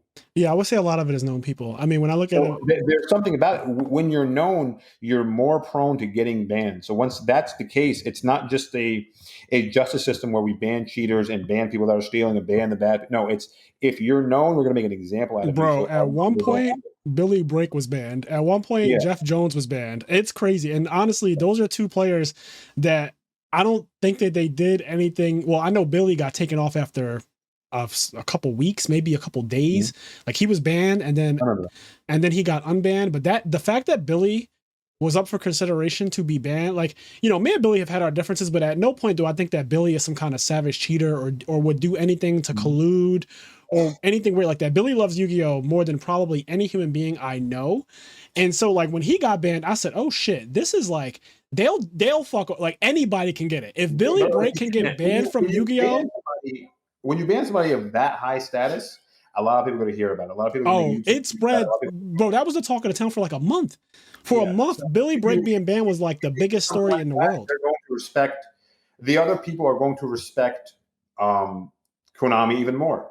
Yeah. Whether it's respect or fear, it'll get it either way. They won't do what Billy did. What did Billy do that he got banned for a temporary ban? I believe with the story, and this is all allegedly, but him and his girlfriend played a match at a regional. This is when the Worlds grind. You had to play regionals to get like Worlds points or whatever. So him and his girlfriend played a match. And I believe that before the match even started, like she had already said like, I'm not playing, I'm not going to win or whatever, and just signed a slip or something like that. And so he won, right? Like he won the match before it even started. Whatever happened, he won before it ever started. And I believe that they played the match anyway, just for like funsies, and a judge misinterpreted it as though like they tried to change the result of the match and like say like, oh, Billy won, but then maybe Jackie won, or when they watched the fake match play out, something along those lines. It's very hazy because it's years ago, but I remember something about him and his girlfriend playing a match and them saying that he tried to change the result after it was already determined. Like, and which is like that is considered a form of cheating, is colluding. It's like, oh, you have better tiebreakers. I'll give you the win instead. We'll split the prizes. That type of thing is basically that type of collusion, hypothetically. But that's essentially what happened. And it was all a misunderstanding because I mean, they unbanned him in a couple days or weeks or whatever. But it was a misunderstanding. And it basically spread because you have people who just take a story, whistle down a lane, and then it just transforms into something so fucking crazy. Right. It just becomes a monster. Like, and this is what happens with people's reputation. It's one of the things I don't like. Is like people's reputation can literally go from being a perfectly normal, clean player who no one knows, and then they win an event, and then all of a sudden, this guy is like the biggest cheater in the world. Like, everybody's Peter Chang after they win. It's like, it's insane. And you know what's annoying is that this year, 2022, everyone who's won an event before Hansel has pretty much had some kind of witch hunt happen. Like, literally, I've had, I don't want to butcher your name again, Joe, but Joe Dietrich, I think is his name. Joe Dietrich was on this podcast, and he had a witch hunt. And then apparently Hani, who was his opponent, who the incident happened against, there was a witch hunt with him. And then after that, the guy who won, I think Elijah Green, there was a witch hunt with him. And it's just been this thing where every time somebody does well and wins one of these YCSs, I keep on seeing the Yu-Gi-Oh community talk about all of this shady shit. And I played them in round 6. And it's just like, it's annoying because I don't remember it being like this. Like, people used to just be able to win and go about their business. And now it's like, nope, he won. He must have been doing something. Or here's what the other thing that happens. And Yu-Gi-Oh! And people, I guess, when you're spectating, everyone's a perfect player when you're spectating. Like, everyone's the best player in the world when they're spectating. But when you're actually playing a match and you are deep in the top cut and you've been playing Yu-Gi-Oh! For 2 days straight, day 1 ended and it's fucking midnight and you got to go out to eat somewhere, and then you still got to get up at 7 a.m. to get back to the venue at 8 and all this other stuff, and you're fatigued and it's Sunday, you're now in top 4, top 8. I missed that. Oh, 100%. We loved it. But people don't talk about the fatigue. And some of the things that happens when people are fatigued is that they forget very basic things. For example, there are matches where, and these are recorded matches, right, where people have procedural errors. They do things like forget a mandatory search, or they do things like they just forget mandatory triggers, and both people will forget, or like something will just happen in a match that is technically an illegal play, but nobody caught it, including the 5 judges who are watching, right? 5 judges watching, they're all there. I'm not really sure why, but they're all there. No one catches it. And then after it's all over, said and done, people who are at home, who are spectating, who are perfect players and the best players in the world, they like review it. It's like, oh my God, right here, he could have done this. He cheated. But I'm like, yo, you realize that cheating means intent. Like, in order for someone to cheat, they have to have intended to do it. If they did not intend to do it, it's not cheating. People make mistakes. I don't give a fuck how good they are, how many years they play Yu-Gi-Oh! Everyone, it's possible to make a mistake where you literally forget something in a procedure and there's now a procedural error. The game state is now fucked up because both players didn't catch something. And it could be something really small, like the one that Joe Dietrich had, I believe, was his monster was hit by Forbidden Droplet or Forbidden Chalice. His monster got Forbidden Chalice and it became higher. Forbidden Chalice gives the monster 400 attack. Well, there's a link monster called Almirage that says you can only link summon this card by getting rid of a monster that's like 1,000 or less. So he summoned the guy that was 1,000 and used this effect as a Stratos-like effect. His opponent went activate Forbidden Chalice. And the monster now the effect is negated, which is the intent of using Chalice, right? Everyone is just thinking about, oh, he used it to negate. No one's thinking about the attack power. So then the opponent then takes the 1,400 monster and links into Almirage, does full combo after that, right? Like, he does his full combo. And no one caught it. The judges watching it, everybody, no one caught it. And people were like, oh, he's a cheater. But I'm like, do you realize that at that moment, the only thing that both players were thinking about was, I want to negate that monster's effect? Like, they literally forgot that Chalice gave 400. And yes, that is their fault that they forgot that Chalice gives 400. But I'm telling you, it's not intentional that the guy went into Almirage. Like, he didn't do it like, oh yeah, let me see if he catches me. And like, I'm going to go into this monster. If he tells me I can't do it. Sure. So it's just one of those things. It's easy to say that from a stream or something like that. It gets popular. It catches wind very fast. I understand that. They do things like that all the time. Then on the other hand, you have shit like Peter Chang. And I knew him personally, unfortunately. And he was like an egregious cheater. He tried to cheat in locals and stuff like that. It's in video against me. I've seen him like cheat like a mentally handicapped person one time. It's really bad. Oh my God. It's sad. It's because he's so greedy. And I recently figured out why he was, because he was a Yu-Gi-Oh vendor, and I figured out why he was so greedy and wanted to always win so many packs and make so much money and do all these things. He actually has a substance addiction. Believe it or not. Oh, yeah, okay. Yeah, and I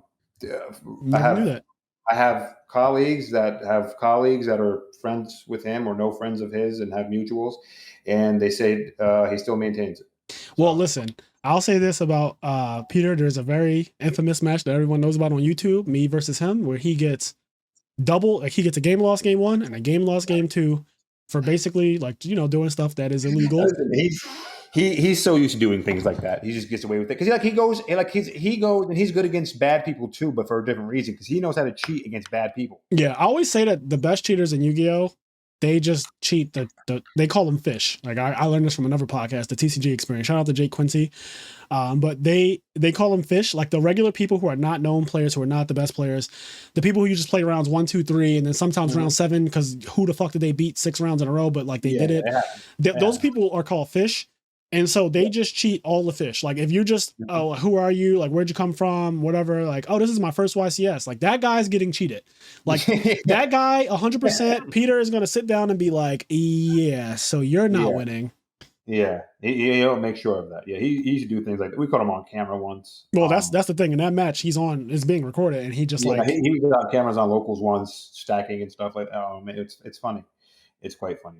Yeah, Yu-Gi-Oh is a crazy game, but I mean, I love it. It's given us a lot of good memories, and like you said, we play it because of our friends, because of the traveling, and because of the glory. Obviously, because the prizes. It's never been about the prizes. We didn't even get anything. You're playing the wrong game. You shouldn't. I shouldn't even say, "Hey, play Magic," because the prizes there are a lot better than Yu-Gi-Oh. But if you want to play cards for money, poker's the game. I always said that too. I tell people stop saying play Magic because the Magic it's gotten worse. Like they basically just destroyed the power creep and stuff like that. Yeah, it exists there too. It took longer than that, but what I was gonna say is it's gotten worse in terms of like the Pro Tour is not really a thing anymore like it used to be. Like they've completely Pro Tour is a scam from the rip anyway. It's hard to get there and maintain. Yeah, the dream they sell and the reality that it is, you have to play so much and spend because like you have to make decks for so many formats, at least 3 or 4, and you have to involve yourself so heavily because each one shifts with every pack change, and every pack change you have to relearn a limited set and redraft, and you have to actually to be on the Pro Tour and actually maintain it. Because at some point I got onto the Pro Tour, but that's because I wasn't able to maintain life because you have to be a full-time Magic player. I was a full-time Magic player for about 3 months. Holy shit! It took that much testing and that much going. I got motivated because I watched the World Finals. And I always thought I was good at Magic because I was good at Yu-Gi-Oh! And it's another party game. It's very similar fundamentals. And I was watching the finals. I just wanted to watch finals because the winner gets $100,000, and that's significant. So I was like, let's watch this. Yeah. And I'm watching misplay after misplay from the one guy. Again? Watching misplays again? And it's like egregious misplay. It's like obvious misplays. It's like, wow, how could you make something this bad? This is $100,000 misplay. Yeah, and Magic's easier because it's just like play a land, go, play a land, go, I agree. Play your 2-drop that's your only play anyway. The sequencing doesn't matter. It's a much easier and simpler game than Yu-Gi-Oh! And this guy is supposed to be like one of the best in the world. This is the world's finals, and he just won $100,000 cash. And I'm sitting there watching that on a computer monitor in my apartment in Patterson, and I'm like, why am I not doing what he's doing and making that? Because I was like, I know I'm better than that guy, and I know I could do it. Why am I losing? Yeah. And I go to it and I go, you know what? I'm probably not fine tuning my decks enough because in Magic you can't do that thing I was doing in Yu-Gi-Oh! The playtesting, where if your opponent has the nuts, you won't even get a turn most of the time. So they just have the perfect hand to beat your hand. You'll die on turn 3 every single time. But like if they go Laggy set 5, you set a Spirit Reaper or a Snowman Eater, you might have a chance. Right. You go set Sangan, or you go summon Torga, you get a Sangan. That Sangan's got a Search Reaper, and we're going to live. Or something of that. Yeah. There's nothing like that in Magic. The game is going to be over if they just have their nut draw. So testing was harder. So at some point, there was a GP coming up in Jersey, and I made my own deck for that. And I was on Magic Arena for like 2 months straight, and I would play this thing for like 8 hours a day. And I got so confident after I fine-tuned it, after all that, I got so confident, I was actually willing to take bets on who would perform the best. Because the only other like real good Magic players I had with me in my corner were Oliver Tomajko, if you remember him. Oh, of course I remember Oliver. He went to you should Worlds. get him on here. He's a great person. I love him. Is he still around? You still talk to him? Yeah, I speak to him regularly. Yeah, that's I need to get in contact with him. I'll definitely bring on Oliver because Oliver was good at multiple games. But go ahead. Yeah. So he was a better Magic player than I was, so he became really big in that game. We ended up being on a team later on, but this is a Yu-Gi-Oh podcast. Yeah.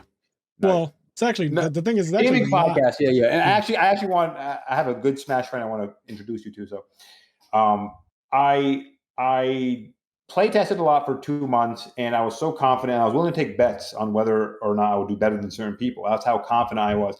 I ended up topping the Grand Prix and getting my invite to the Pro Tour and stuff like that. Then to maintain and keep going with Magic, because every time a set comes out, the entire thing gets broken. You have to learn at least 2 more formats to maintain on the Pro Tour. And I was like, I'm a grown man with a job. Yeah, it's just too much. I can't actually maintain. So I went to the Pro Tour once, fumbled it there. And I was like, you know what? This can't be permanent. And eventually, you turn 23, you turn 24, and you're like, okay, I don't have a college degree. I don't have a great job. I'm a successful card game player, but that doesn't mean much in the reality. In the real world, yeah. And eventually, you just get enough business ideas, and I came across a smoke shop idea and opened. Talk to us about that too. Yeah, what's the name of your shop? Blaze Smoke Shop in Clifton, New Jersey. It's in New Jersey. Okay, yeah. Is that North or South Jersey? That's North Jersey. North Jersey. And where is it at again? Clifton, 675 Van Houten, Blaze Smoke Shop. You can put it into Google, you'd see it right there. Yep. Yeah, that's dope though. You opened up a smoke shop, and what exactly what type of products do you have there? Oh, it's all smoking accessories: papers, hookahs, vapes, blunts, glass. So much. The thing keeps going on because there's I don't want to put anyone on blast, but there's other substances I sell for people that need things like that, like kratom and things like that. Yeah. Delta 8's really good. It's a new hot thing. It's like a legal weed. Gets you high the same way and stuff like that. It's really crazy. The amount of things I sell is, if you're not a smoker, you would walk in and be like, what's like 99% of these things? Yeah, that's me. I'm so terrible when it comes to it, but I have a lot of friends, obviously, because I'm old now and I've experienced a lot of life. So I have a lot of friends who love their trees. They love all of their things to get them inebriated. And there's nothing wrong with that because now, weed is being legalized pretty much everywhere. Yeah. And actually there's a dispensary 2 blocks away from my apartment. Like there is a full-on dispensary 2 blocks away. Great for the economy. I actually didn't know too much about smoking, just like hookah and stuff. Yeah. People like Sean and stuff were like putting me on to smoking and things like that, which you should carry, what's this for, what's that, and things like this. I didn't have much smoke shop experience. I came across an old friend of mine that had a smoke shop, and his smoke shop looked run down and dirty. There was broken glass in places. Like shit. The bathroom didn't have a door, so it always smelled like shit. What?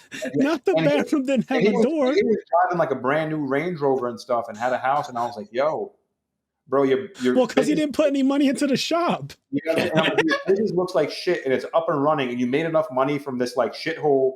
And I was like, "Listen, I'm a lot smarter than you. I know business a lot more than you. I'm way more efficient in numbers with you. I'm going to be able to do this a lot better than you." And then I opened my own smoke shop, and then it's been great. Thank God.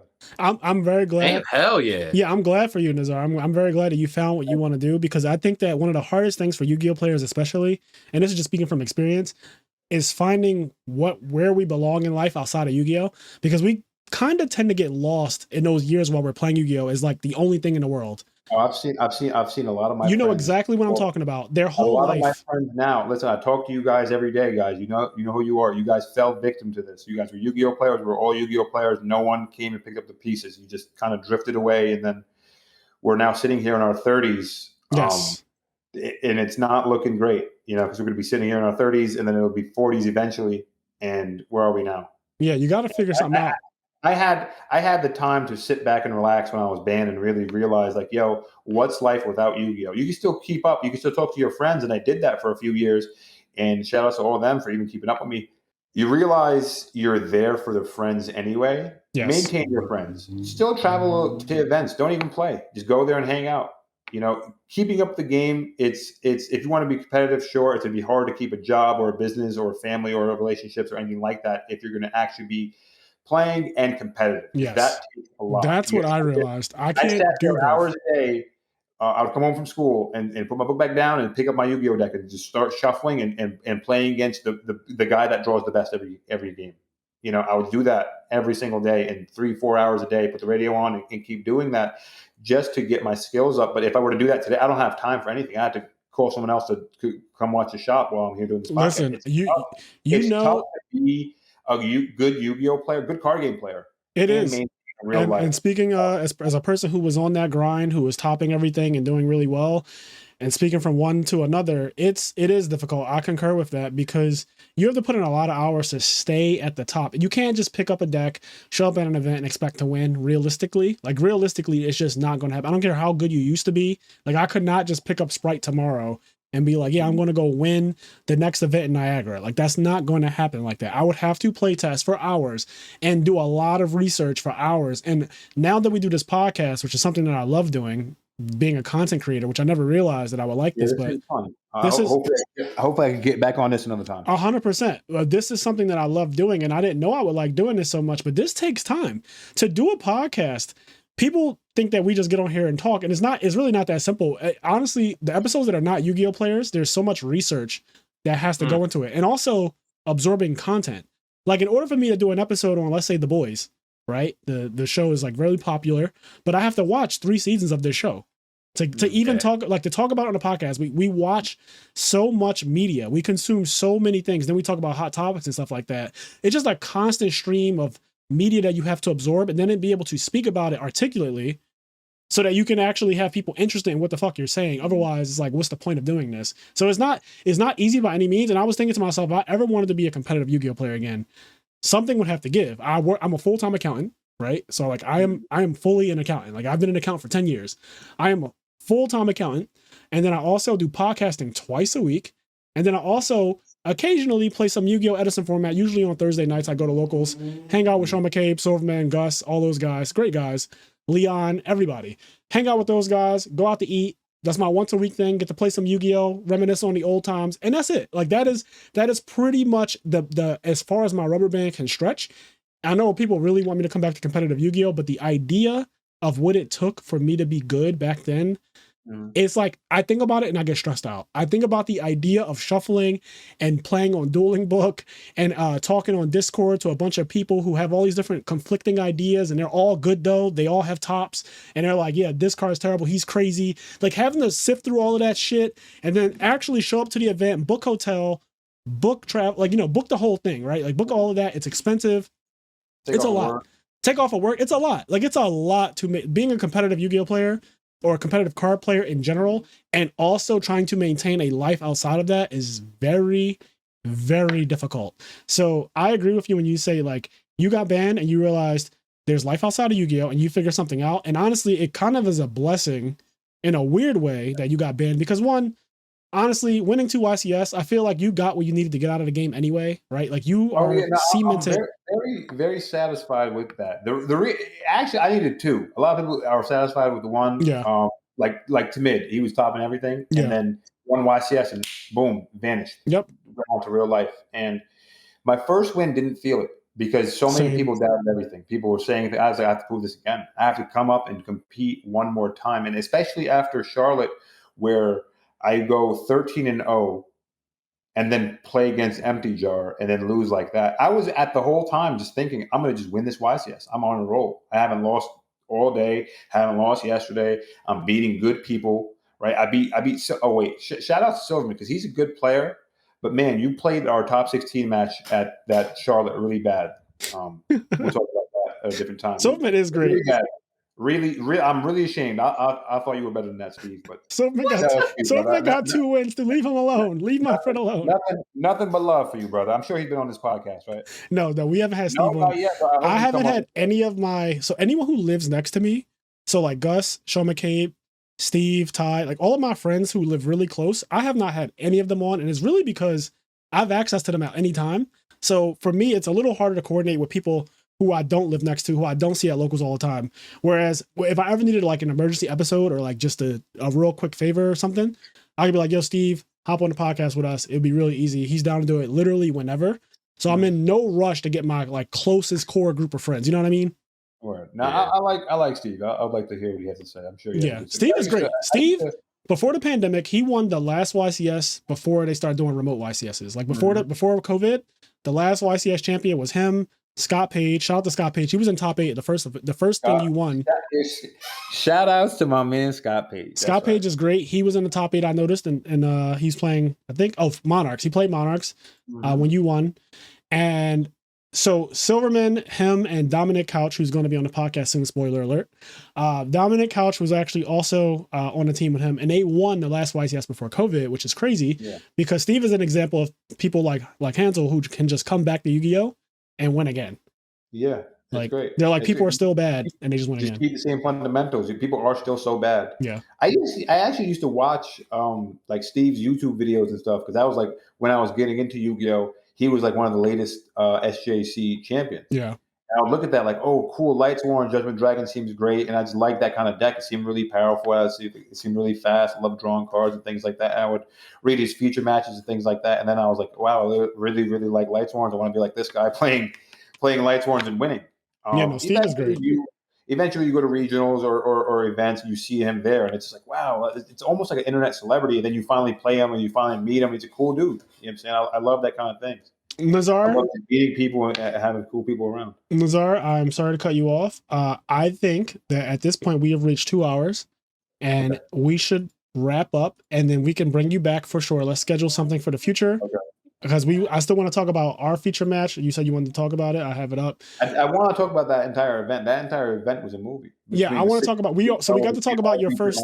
We got to talk about your first event, your first win a lot. I want to talk about your second win also, and I want to talk about more stuff. So I want to have you back on if you don't mind, and then we could just talk again. How about that? Okay, absolutely. Let me know. I love it. All right, so guys, thank you guys so much for listening to this. Thank you, Nizar. Again, what's the name of your smoke shop and where is it at? Blaze Smoke Shop in Clifton, New Jersey, 675 Manhattan. And then you want to give any shout outs to anybody or any stores or anything like that? Anybody, any stores. I'll tell you what, first and foremost, shout out to my right hand man, Sean fucking Cooper. I love Sean. He was the really stepping stone for me. I wouldn't be there doing it without him because he kind of got me into the group with the other guys and gave me a chance to kind of like, all right, including Nizar in the travel plans, we're taking him to a YCS and things like that. We're taking him to a regional, things like that. You know what I'm saying? I kind of because I was kind of too small and young for the group. I kind of didn't really fit in as much. He kind of said, I kind of fuck with you. Let's go. Let's get this going. So shout outs to him first and foremost. Okay. Well, yeah. I mean, that's and nothing wrong with. And for stores, final turn, have Edison tournaments on some random Thursday. That store has Edison tournaments on Thursdays? No, I'm telling them to have that. Okay. Anyone that listens, I'm sure we're going to get 1,000 Yu-Gi-Oh players to listen. Yes. You go to final turn, tell the owners Nizar lives not too far and he wants Edison locals. This might be the biggest Yu-Gi-Oh episode, which would then be the biggest episode of the entire podcast. I'll just tell you that right now, because I think that a lot of people are going to like this one. We have so much. I want to talk about my man's the Lotus. I can't think about him. There's a whole thing. Blake the Lotus McCurry or whatever. We can make that an entire episode next week or something like that. Yeah. Let's do this again. Stay tuned for part 2. It's coming in hot. I promise. You haven't seen nothing yet. Okay. Well, this is just the intro, guys. So as I always say, do the things that make you happy. And I'm gonna let Nizar go, get back to running his successful business. Thank you very much. And we will have him back on the show for a part 2 and possibly a part 3 as well, because I think that this is one of my favorite episodes that I've ever recorded. So there's that. All right. Peace out, guys. Peace out, everybody. Peace out. Thanks for being on. Of course. All right.